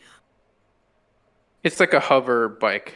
Yeah. So it kind of is Yeah. flying. But Yeah. but I agree with you, Ruffled, that the third legendary I don't think will have rideable forms. I think that it's just to those two. I think the third legendary maybe it has something to do with like a boat kind of vibe to it, like a nautical ship thing. But Like a sailboat. Yeah. I don't think that it'll be rideable. I think that's enough forms for two legendaries. Like it's just crazy in general that they get that many forms. I can't believe they're really doing that. That is a lot. That's cool. Actually. Sometimes did I with doubt it. Zygarde. I'm just like, yeah. I just doubt like that we're misinterpreting what Ku is saying. But I mean, 5 forms. What he says is he's like these legendaries get 5 forms. Like it's literally what he said. So it's just like, oh, okay. Ooh. 5 forms. Interesting. Something was sent to us by Subarashi, by the way. Shout out to you, man. You're fucking awesome. But he said specifically, here. like he sent like these pictures, like a peacock in a flask, representing the stage in alchemy process when the substances break out into many colors. But then I said those. You said those, but no. Sorry. I like the point I want to get to is the bottom part. He says, which is that in early folk tales, which portrayed peacocks as being responsible for the fall of man, in fact, rather than depicting them as the devil's assistants. So think about it, like the main character, like if the third legend is connected to, well, let's say peacocks, in this case, green ones, right? And it's going to be some kind of bird-looking thing that's going to be green-colored, right? Probably a dragon. And also serves some connection to the sun, and the fact that, like, what's her name? Nemona literally is, again, nothing, but also an omen, right? And the fact that peacocks literally within history have, been considered or portrayed as being responsible for the fall of man. So essentially, the end of everything, the end of times, right? Jeez. So That matches so well, though. It matches that's so amazing. well. So I'm thinking of a dragon that looks like a peacock, right? Okay, stay with me. It's super colorful, but I also kind of think of all this is making me think of a phoenix, which we've seen phoenixes in Pokemon, especially Ho-Oh, which is also very colorful. And all this talk about so I think of the phoenix because of all the fire talk. We're talking about the sun. That could help its design. Yeah. I mean, we're not even talking about typing too, you know, like what you said, Dusty, like dragon normal could be very possible. And then it can, because if it's related to the gimmick, it's going to do all the gimmick things instead of writing. And if it's present, like you got one that's fighting, one that's like electric, I feel like normal might be the appropriate one because no other typing is like associated with like present.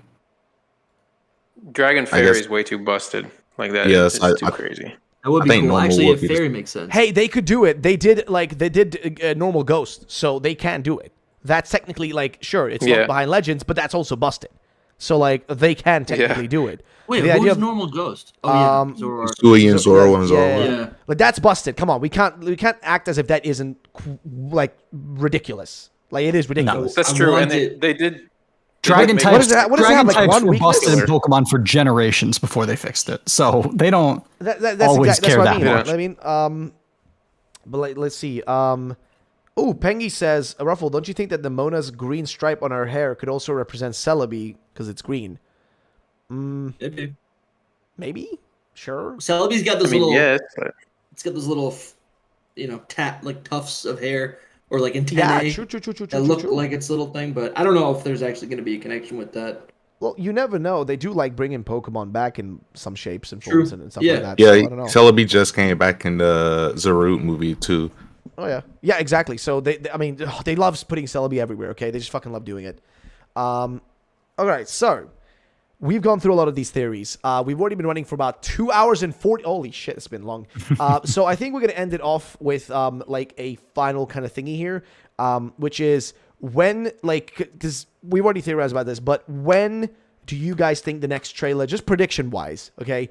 You can give your thoughts on why as well, but like, let's try to keep it a little bit short, sweet, because again, we're running on 3 hours again, which is ridiculous. We always do this. Like, how do we always end up with this? We agreed to make it short this Exactly, week. And it's impossible, man. Because once we get started, once you make me start talking, I can't shut the fuck up. But yeah. For time, I'm good. I don't know about you guys, but I good know. Dude, I'm just thinking more for like how long it's gonna take to download and upload this to goddamn to like the VOD channel, dude. Because it takes forever. But all right, so let's go into I guess let's just do a general kind of thoughts on when the next trailer is coming. Because and again, you guys can add your own theories and why you think, etc. But let's start from Dusty because in Discord you look like you're first in a row. So go ahead. I have never been good or that interested in guessing when trailers are. I never really have a point of reference. Do you have an educated guess? Like just do you have like 3 weeks to go off of? Okay, there you go. 3 weeks. There we go. Here, let me pull up the calendar. So when does that put it on? Gotta be in July, maybe. 2, 3. June 28th. Perfect. Calling it. That's perfect. Yeah, that's perfect because that literally matches up. Yeah, that literally matches up exactly for when I also think it's gonna happen though. That would be perfect if it opens up. I think you literally got the day as well. Like actually, wait, I think it's more like the 28, 29 around that time. 28. Yeah, Lumios? He nailed it. Lumios, what about you? I think honestly next week, and I know that sounds next wild, week, but there is a lot of talk of a Nintendo Direct coming up soon. This is this Direct is kind of what our E3 Direct would have been had E3 not been canceled. And in our E3 Directs, we usually, if there's a new Pokemon gen coming out, we usually get something. Now, in Sword and Shield, it was insanely small. We just got the reveal of Nessa in the Sword and Shield trailer that was in the Nintendo Direct at E3 that year. So it might be something insanely small like that, but personally, I think we might see something next week. Damn, okay, that's. But we did get Impidimp and the Treehouse. And something else we got too. That was at Yamper. Impidimp and Yamper. Impidimp and Yamper. Yeah. It was from the demo though, not the Direct. Oh, I want the tree. But it was around the same time though when that happened. That was because they had them in the demo at E3, I think, right? I think like E3. demos you could play there. Yeah. It was never officially anything. It was just people that went to E3 and did the demo. They took the pictures. Yeah, they got to play through Nessa's gym battle, and that was it. Oh yeah. They figured out their types by looking at what moves were super effective or not effective or whatever. That's cool. I'm totally down for something like that. Which that's not a trailer, but that's new information. You know, right. I'm down. If that happens in New York, I gotta come to New York. I'm coming to you, Linky. All right. All right. Well, let's continue. Cam, when do you think is going to happen? I'm with Lumio, so I think it might be next week. And my reasoning for this is that Samus Hunter, she is sometimes right, she's sometimes wrong, but she was talking about a potential. She's been like hyping up a June direct to replace E3 one, and she also mentioned something about there being a Treehouse Live during this, being like separate somewhere else. So I think that. And like Lumio said, every time there's a new generation or a new game, they like to do a Treehouse Live. They like to have a segment just for Pokemon. And they did that back in Sun and Moon. They did it with Let's Go. They did it with Sword and Shield. I think that it's going to happen, and it might not be a big blowout trailer, but it might be like we might run around the area for like 13 or 20 minutes. We might do one gym battle, and we might see one new Pokemon, 2 new Pokemon. I think that might be it for us. But either way, regional bird, regional bug, or something. Yeah, because they did that back in the Sun and Moon Treehouse. We got Picky Peck and Grubbin. Mm-hmm.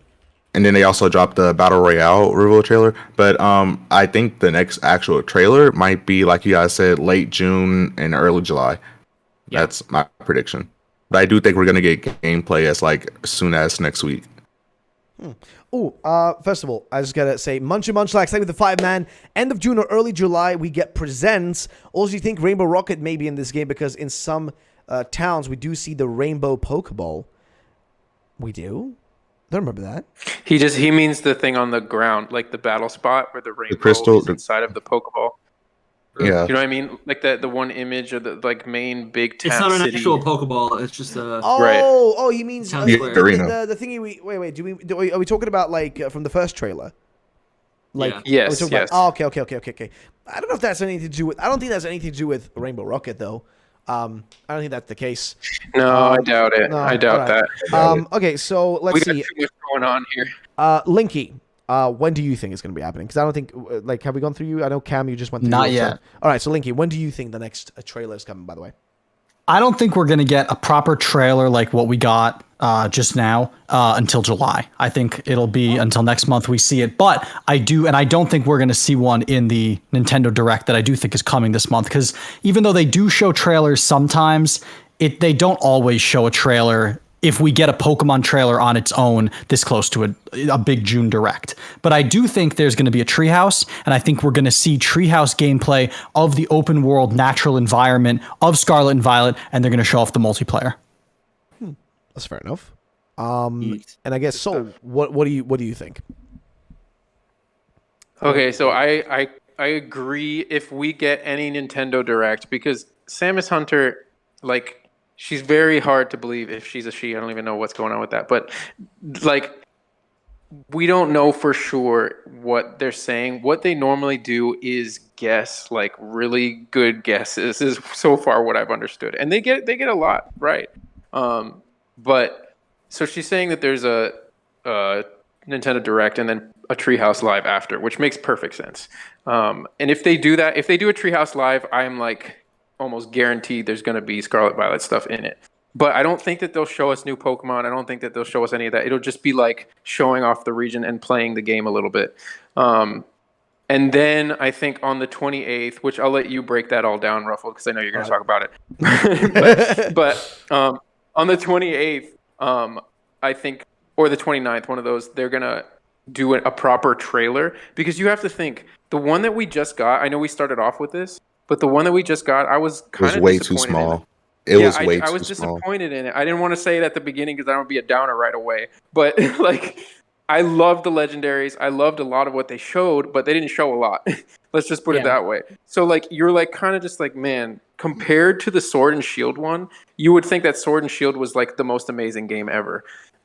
Compared to it. 'Cause it's just like they showed so much, so we have to get more. We have to get the region and the map. Also led to major backlash. Oh yeah. Yeah. That too. That's true. Very true. All right. We have to get the region and the map, and we have to get something with the gimmick. Like they have to show us some part of the gimmick, because at Sword and Shield they showed us that stuff, and then they did like a second trailer for Gigantamax. You know, like they're gonna keep on dropping stuff from now on. Like the promotion cycle has started, so you can almost expect maybe not a trailer, but little teases and stuff like once a month. So and last time they did 2 in June. I think June's gonna be a little hype here. Yeah. Also, Samus Hunter did say that she did describe this week that we're currently in as the quote unquote calm before the storm that is supposedly going to happen next week.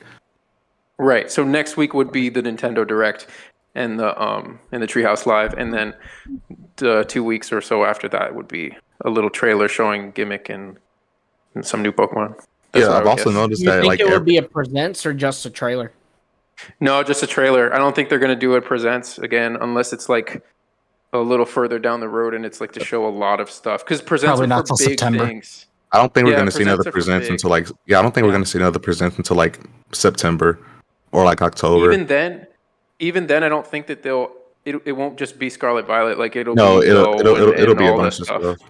Yeah, it'll be a bunch of stuff. Anyway, Alright. Ruffled. All right, so I guess it is my turn to say my thoughts, which are going to be long and convoluted, but I'll do it as fast as I can. So, ladies and gentlemen, I think the next big trailer, like official main trailer, the third trailer, will be towards the end of this month, around the 28th, 29th. I don't know which one of those days, but one of those days. And the reason for that, as to why Soul said that I will explain it, is because Pokemon does these things all the time where they do these countdowns by either posting tweets or posting YouTube videos as a way to count down towards something big. They've done this before. They did this in Sword and Shield back in the day. They counted down by having I think they did this leading up until one of the trailers. They were counting down by showing off all the regions. And they're doing that right now on YouTube, on their official channel. They're posting these YouTube shorts one every week, okay? One every week. And if you look at the dates of as they're coming out, when the final one is supposed to happen and what happens the week after that, right? So the final one's going to be Galar. And the week after that is specifically, I think, the 28th or the 29th. Don't quote me on which exact day it is, but it's one of those two, which perfectly matches up, because one of the important things that is happening in these countdowns is they specifically say, visit insert region. So visit Kanto, visit Johto, Hoenn, Sinnoh, Unova, etc. And what is the one thing that we still do not know about these current games? Well, it's the name of the region. We do not know the name of the region. And billion IQ. Dude, it only makes sense, right, that this is their way of counting down to the next trailer, because as already mentioned, we are now in the hype season. This is where hype season begins officially for the Pokemon Company. This is when they start doing stuff, right? When the second trailer drops. They never do it at the first trailer, as you've seen year after year. You guys have seen it by now. When the first trailer drops, there is drought for about 3 to 4 months. Then once the second one drops, that's when shit goes haywire and they start posting stuff non-stop, day after day after day after day. And guess what? Is the perfect time to do it again, because they did this with Sword and Shield as well. In Sword and Shield era, it was the same thing. It was like basically after the second trailer dropped, every month there was something. Even in June, there was like 3 different things. You had a trailer at the start of the month, a trailer at the end of the month, and in the middle of the month, you had, of course, the demo thingy happening at E3, and as well as a Treehouse Live. So, ladies and gentlemen, I think there is one at the end of the month, and during, if there is a Nintendo Direct in the middle of this month of June, I think we'll get a Treehouse Live showing us possibly some new gameplay, or just old gameplay, or just initial gameplay of some sort. But we'll have to wait and see for that. But I am 100% certain, dude, because of the countdown. Because if you look at the countdown, it perfectly matches up, okay? It perfectly matches up to that time frame. Like, perfectly. There's, like, no question about it. Like, it's perfectly matches up. And Monsterlack says, with $2 donation, thanks so much, mate, saying, wait, I think July 6th, because Hisui is after Galar. Huh? I'm a bit lost. I'm a bit confused. Do you guys know what he's trying to say? I'm a bit He's saying that they would like, do a video Hisui would for come Hisui separate from Sinnoh. Oh, actually, good point. That wouldn't be. That would actually. I still don't get it. No. I get it. I get it. But it's like I don't know if they. I don't know. Wait, you don't get it? Do that? They didn't include Hisui when they did the countdown the week leading up to Pokemon Day. If I'm not Yeah, mistaken, you're right. correct me if I'm You're wrong, right. they did not do Hisui in that countdown. No, You're absolutely right. Yeah, because I So don't it think doesn't Hisui count. Really. Yeah, I don't think Hisui counts because it isn't a new gen and a new region. Technically, it's just Sinnoh, but the scuffed version, right? Like it's just the old version of Sinnoh. It's still the same region. It's still Sinnoh. It's just what it used to be called. It's like the ancient name Scarlet of it. I wouldn't version of count it out though. I wouldn't totally count it out. Like, Oh, it is you could possible. say, It is yeah, possible. okay, It is possible. Either that or July 6th, because July still makes a lot of sense too. Like, we're still gonna get something in July. I'm like confident of that. Yes, we will. But that countdown is totally legit. Like we were speculating that the trailer that we just got was actually going to be from this countdown too, because it felt like it was too far away. But at the same time, you're like, it's gonna happen because of this countdown. I didn't even know the Like countdown real existed. gameplay. That's all I want. Yes. So you might get that from the just want to treehouse see more. if they do a treehouse, if they're not terrified of it. Because the last time was the whole Nat Dex thing. Yeah, well, that's on them. I'll just If they say don't- Masuda won't be back for this one. Yeah. Plus, Yeah, definitely. I think He got now- that promotion before, so he wouldn't have to be here. Yeah. Plus, I think now that we have like our expectations are in check. Like we know there's not going to be a national dex. We know that not all mons going to be there. We know that they're like not all moves going to be there. Stuff like that. I think that they really can't make us upset, like unless they just do something really, really like messed up for us to actually warrant another riot like Fire that happened in type won't be in this 2019. saying, game. "Hold my beer." There's no more electric type. Unless they just like cut types pretty much, but that's not going to happen. So yeah, I think that they can do another Treehouse Live because again, we have our expectations in check. We know what's not going to be, what's not going to be. So they can do this and they can be safe pretty much. So they have no reason not to do a Treehouse Live. That's It true. was smart of them for this the would record to do it first. Go ahead. This would ruin it if like we see gameplay and it's not actually open world. After they keep telling us it's open world. No, it's they're gonna be very overworld. specific. Yeah. with their No, wording. they're very specific. They specifically I know, but avoided. They specifically avoided using the word open world. I know open world that for would be Legends. ridiculous. That would make it insane. That the internet would freak out over that. Oh, dude. Well, not Oh, only no. were they specific to say open world this time, but they have been very much cramming it down our throats. Like every They've been chance saying they it every have, chance they get. It's the Yep. main, Right. It's the main every thing. single time. It's open world. The open world of Pokemon. Open world. It's open world. They really Seamless want you to know order. it is. Yeah, Better No be. loading screens. yeah. If it was an Oh. open world, they really wouldn't cram it down our our throats so much. They wouldn't keep retelling us that all the time. Yep. When Legends came that out, they reminds like me. issued PR corrections to people saying we never called this game open world. Exactly. That also happened because of the whole 18 gyms thing too for Sword and God. Shield. Yep. You know, because they were just yeah. like Oh boy. they Yeah. said something wrong and everyone thought it was 18 gyms. So now they're like, don't say anything wrong. you know? Don't give 'Cause, people false hopes. Basically, like don't even give them an inkling of a chance of coming after us. Basically, that's what they have to avoid. This also goes back to a bigger topic, which is just that these games have been in development forever. I don't know if you guys saw what Eclipse was saying with the 2017, he said. yeah. So like the stars. Yeah, but that theory is so basic. Rumor. That was always such a bare bones theory. Innovation Absolutely. versus I agree. versus 100% nostalgia. agree. That was like a black and white thing. Yes. I do agree with that. But at the same time, I've always believed that these have been in for a long time. The reason I bring it up is because Masuda in that one interview was like talking about how they would never do an open world game, but they were literally working on it at that time. I'm like confident of it. Masuda's a liar. He's a compulsive liar. Well, I don't know if he said he wouldn't do it, that they wouldn't do it. I think he more like didn't he say something along the lines of like, like that they just they weren't planning on doing it or something along those lines. But Yeah, I can't direct quote him. Yeah, no, he never said we will never do an open world game. Yeah. I think he just said, Right. it's currently like, we'll consider it or something like that. I don't know.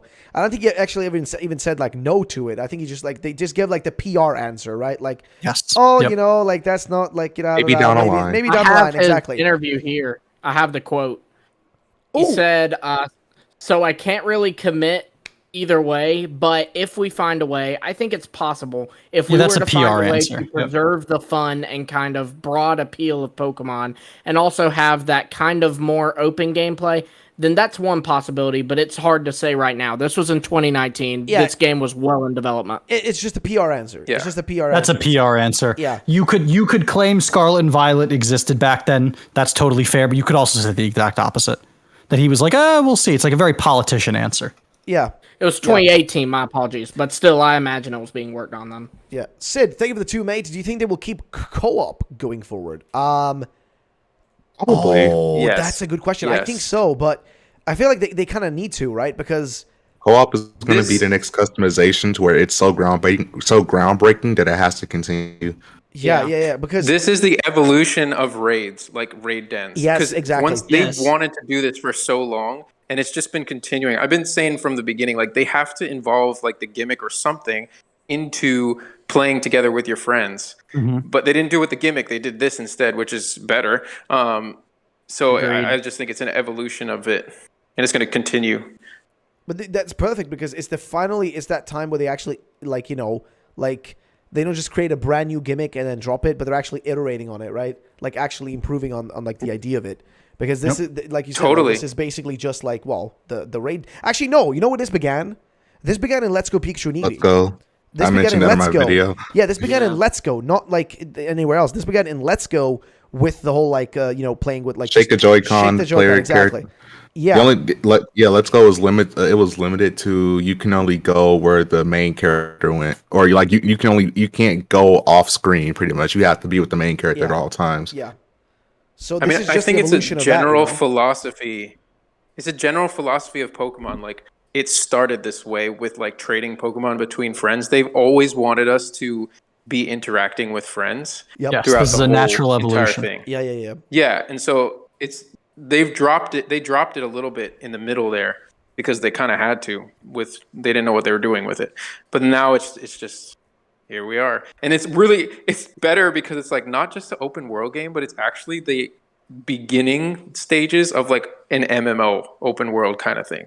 Yep. Don't get my hopes up, Gen 12 please don't get my hopes Gen up. 10. Don't get the hopes up. I don't think it's going to happen. Don't do it. No, but just, look, just don't Ruffled, let me suffer, okay? Ruffled, Hold on. Do any of us think Nintendo's servers can support an MMO? Hell no. I fear that it can't even support the co-op. Dude, don't even give me that, It's not inkling. that. Don't even give me the They released the biggest fighting game in history, and it can barely run multiplayer online. Like, they would have to majorly upgrade their systems for that to ever happen. Steam games. Woo. No, I'm not saying that it is an MMO. Not by any means. No. I think it's just a little baby version. But like, I think everyone should like temper their expectations for it. There are MMOs, that aren't like, full scale open world where you see a thousand of players. That's why there are MMOs. That's why where, I was going to say that's why I fear for games. My bad. I was going to say that's why I fear for games like Temtem because that's an MMO that's coming to Nintendo Switch. So Temtem might be the ultimate test since it's coming out in September. If Temtem can handle it, then I guess Pokemon can handle it down the line. Yeah, but how many players are playing Temtem versus playing Pokemon? Exactly. That's true. Yeah, think about that. No, but like think about it. This can instead work in an instance basis, right? Like think of let me put it like this, okay? If you look at MMOs, I don't know how many MMOs you guys have played. Any of you guys do you guys play Final MMOs? Fantasy 14? There you go. No. So okay, I played mostly a few different ones, but World of Warcraft is one that I played the most, right?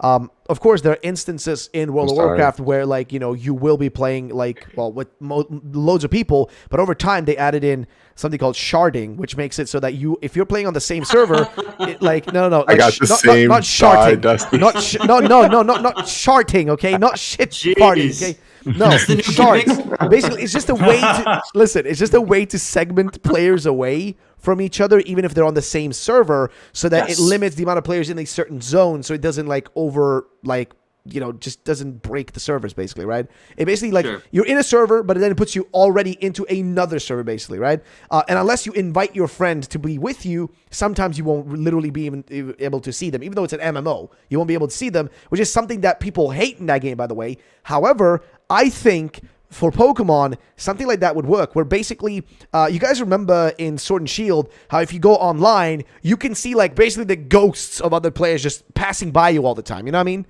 Yeah, you can't Which interact is with so them. terrible. Yeah, but think about this, right? Think about that, but done right. And you can actually play with, like, let's say up to 10 people running around the world, right? Like 10 players within a certain zone, right?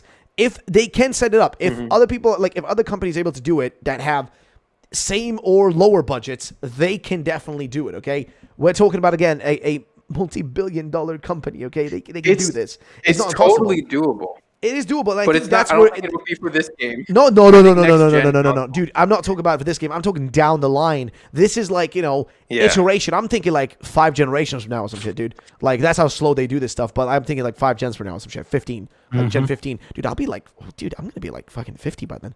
I know. I think about that all the time. I'm literally gonna be a grandfather. Dude, We're gonna be a my weird God. generation. Let's just put it that way. Yeah. Dude, I'm gonna be. I hope we're still doing this. Bro, dude, if we're doing still a Yeah, podcast, then they're like, I hope so, "Hey guys, Ruffle Rowland here. Unfortunately, Soul died. Soul died in that horrible accident when he was out to pre-order his Violet version. So, it's just love it. Violet remake. Violet remake. Violet remake. Seriously. Well, we're remaking it by I literally have reenacting his conversations with my death. friends about like we're talking about Gen 6 remakes. I've made videos about Gen 6 remakes. It's not out of the question. Oh, dude, not this gen. Not this gen. Not this gen. No, not this gen. Not this- Oh, next Like, gen. Generation Next 12.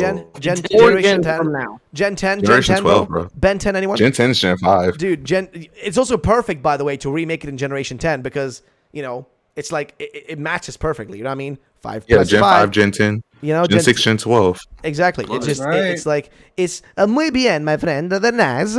It's just perfect. You know what I mean? So, because think about it, Generation 8 had the remakes of Generation 4. 4 plus 4 is 8. So, 5 plus 5 is 10. Yeah. Etc. Even before that, Gen 4 had Gen 2. Oh, yeah, true, right. 2 plus 2, 4. There you go. Six had Yeah. 3. It's perfect, okay? Gen 3, Gen 6, holy shit, yeah, they all perfectly match up, don't they? Holy crap. Yeah, definitely. Generation 10 is when we're going to get the Gen 5 remakes. I think a lot of people are like thinking it's going to happen this gen because of... No. Listen. not. Because of one thing, which is Eclipse's tweet saying like, oh, I'll be quitting this whole like Riddler blah, blah, blah thing, after like Generation 9 and Black and White like remakes. People are like, wait, Black and White remakes this gen? No, it's just, I think he was literally just memeing on people by saying that, trying to be like, oh, but actually, it's just me memeing on you, saying that I will still be here for the next 5 years or some shit. Like, that's the way I see it. Like, I think he's just like, just trying to. I like, don't dump on people. believe him. I don't believe him 100%. But he didn't say remakes. He did say like I don't know, games. Gen So 5 I think something. that it is still possible that we get like a Legends, because I think we're gonna get another Legends in this generation. I think it's Legends Johto, I'm though. just saying. I Dude. hope so. I think it's Legends Johto. I'm sorry. I am gonna like. Okay. No, I agree. I Listen, agree with you. If I I'm agree correct, with you. if I'm fucking correct, I really mean it. If I'm correct, trust me. When they reveal that shit, Gonna lose it. there's gonna be shirts are gonna be ripped, like dicks are gonna be flying, and All right, I'm gonna leave, guys. a shit ton God. of stuff. Things gonna be wild, my dude. Dusty, are you're off, mate? No, the conversation got a little Oh, wild. come on. It's a little bit of a tongue-in-cheek about penises. It's not the end of the world. Come on. Tongue in cheek. Yeah, Oh, tongue-in-cheek, All if you right, know what I and- mean. Not everybody. Cut it off there. And that's it, ladies and gentlemen. Good night. Holy shit. No, but I don't Good think... end. No, it's fine. To be fair, we probably should. It's been 3 hours. But like, what do you call it though? No, Generation 5, next generation. This gen, if you want any remake, it's gonna be like a scuffed version of Johto, similar to BDSP, and a Legends Johto type thing. That's what I say. My prediction. I don't know. That's what I'm gonna say. I agree.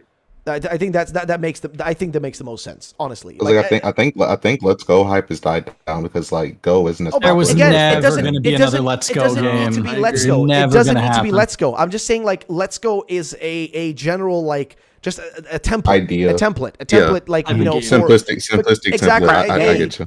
Basically, a way for them to kind of triple dip on something they've already done before, right? Yes. Like that's kind of what it is. That's all it really is. It's for them to like be able to remake old generations, cash in on nostalgia, but the cost of creating is very low, right? That's basically what it is. That's when they hit up Ilka for black and white remakes, and everyone gets angry. Oh, I'm so dude, excited. I don't No, know about don't that. even My joke like that. SEO is gonna be so good. I'll be so sad, bro. Don't even joke like Holy that. Oh. shit, dude. Bro, I kind of want to do a timeline video again. That was really fun. Anyone- Like Dusty. I know. It Anyone really who was. tells me they wouldn't do that is I'm working lying on to it now. themselves. I've been writing that video. I gotta do it. I heard you say something like, "Oh, I'm gonna make one too," and I was like, "Shoot, like I gotta hurry up." Dude, you can put yours out. I mean, it doesn't make a difference. You know what I mean? Like, Yeah, go no, it's for gonna it. be fun. I know. Just make a shit, bro. No need to worry about I it. will. It's gonna be fun.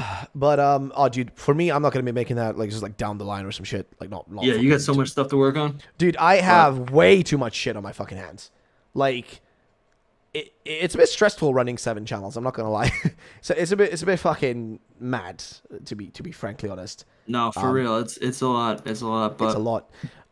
But yeah, so I guess we can kind of wrap it up there. I don't think there really is much else. I mean, there is definitely more to add, but I feel like if we keep going, we're gonna be here for like 7 hours. So yeah, that's for let's next stop. week. Yeah. Exactly. Let's ruminate on what we've been talking about. we have this was more a ton time. of fun. We have more time. Exactly. So, ladies and gentlemen, for the podcast part, it's going to be ending here. Thank you all for watching. By the way, also, the votes ended at 50-50, by the way. 902 votes. Wow. So, it's right Damn. down the middle, by the way. That's crazy. That's 902 votes down the middle. That is insane. And it shows Hey, Ruffle. potential. Dude, that is One incredible. more thing before we close out. The podcast part. He's too modest to do this for himself, but Soul is very close to 10K on Twitter. So go Yes. follow Hey. SoulSilverArt on Twitter. Let's get his link in chat. okay? Please. Let's Absolutely. see. Where is Soul? Here we go. Got his link. Shit. I'm gonna be sending this from the wrong account though. I'm on Ruffle Rally Plays. Doesn't matter, guys. Just go and fucking click the linky. Okay, click the linky. Is it being banned in chat? I wonder. Is it being blocked? Did you send it? Wait, did you just block me? Did you block myself? God damn it! No, but can one of the mods just spam the link in chat real quick? Go give him a follow. Again, guys, if you don't know Soul Silver, he makes some fucking fantastic breakdowns, theories, leak analyses. I mean, I literally crowned him as the leak analyst, so you know. You literally are though. You literally are, dude. Like I don't know why. I was always thinking of like, what do I call you during my videos? Like, what do I actually call you? Because I'm like, It works. he's a man on Twitter who does a lot of breakdowns. What do He's I call a him? man behind the man. Exactly. I don't know, dude. I was like, what do I call him? And then I was just thinking like, dude, I'm gonna invent a word. Leak analyst. There we go. And then I was like, fucking Bro. rolled with it. And now it sticks, dude. I literally have had people like just like Yeah? literally telling me like, oh yeah, have you taken a look at like what the leak analyst said? I'm like, this is actually sticking. Like people actually like rolling with this fucking name. They're Like, kind of all right. they're kind of popping up too. You know, like multiple ones. are Yeah, coming yeah, around. new ones. Yeah, Yeah, exactly. leak Like analyst. Pocozo is one, I think. Yeah. I don't know if does Blaze Incineroar fit the theme. I don't really know. If he fits the theme. Kind of, yeah. Kind of a bit. Yeah, he does. He does. Also, I don't know what happened with him, by the way, with the ban and all that. But who else? I feel like there's another one, but I'm totally forgetting right now off the top of my head. I feel like there is another one, but I don't remember. There are a few though. Yeah, There there's are a few. There's a few. But yeah, guys, again, Soul Silver, he makes some amazing analyses. Go give him a follow. I would please. super appreciate it. It would So it would close. also mean a lot to me, guys, because this man is a fucking legend, and honestly, he is carrying basically my channel for the past like fucking 7 months. I don't know. So give him a follow, guys. too. Get him there. He is so close. He is so goddamn close. Get him to his fucking like to his goddamn 10K. He deserves it. And by the way, you really should start a channel, my man. Like, you really got to do it. It'd be too much fun. Yeah. I'm doing some things. I'm getting some things in the work. I'm gonna do a face reveal, all that jazz. So. Oh, I can't wait. I would Oh. say don't do that until you have like a channel going, dude, bro. Like, just don't do that, bro. Save that, bro. Yeah, you already got an audience. Dude, yeah, you just gotta fucking bro, make a fucking channel, dude. That's Send an people over event. there. That could be a live stream. I said it 5K. I was like, we'll do a face reveal. Now I'm like 10K. We'll do a face No, reveal. 100K, dude. So I'm just 100K, like, I don't know. 100K, bro. Start the channel. 1 million. Ruffles going big. 1 trillion. subscribers. But before we go, though, we also have to give a massive thank you to our guests today. A recurring guest, of course, Lumious Post. Lumious, my brain is going numb right now. Lumious Post, for joining us again. You were on the last episode as well, and I was glad to have you on again, mate. I think all of us were glad to have you on again. You guys can check out his channel as well, Lumious Post on YouTube. I'll be linking it in a second. You guys can go check it out. Give the man some love. He makes some great rumor-related videos. All those kind of... If you're just into Pokemon news, speculation, leaks, you will like his channel for a fact. Actually, what are you on right now, like sub-count wise? Like, what are you on right now? I am on 527. Okay, we can get him to 600 at least in this stream, guys. Come on. Lumios Post. We can get him to at least 600 in this stream. We have 350 people. I appreciate it and will entertain you all. Guys, if you just... If all of you Lumios Post has some great ideas. Okay, again, I'm linking for the wrong account. Videos. Lumios Post has made videos that have inspired me to copy and make similar videos. His stuff's really good. I have one on beta Pokemon coming this Thursday. So yeah, that's awesome, man. I can't wait. I can't Guys, wait to watch. Give the man a sub. He is so close to his 600 sub goal in this case, and the man is getting closer to 1K. So get him closer, guys. Get him closer. It'll be really fucking appreciated. He makes some great videos, as already mentioned, as pointed out by Dusty as well. And NMNBCTM, that man. Thank you so much for the $2 for Soul Silver, dude. All right, mate. All right. Hey. Let's see. What am I doing? I'm trying to find like a way to like link Lumios's channel. There we go, guys. So go, please do sub to his channel, to Lumios's. It really would be appreciated. I was quiet because I was trying to link it the entire time. I am trying to like figure out. Okay, there we go. Hey, yo, how many do we jump already? I think you already jumped about like 7 or 8. It's getting closer. Did I? Let me see. Yeah, I think it is. Yeah.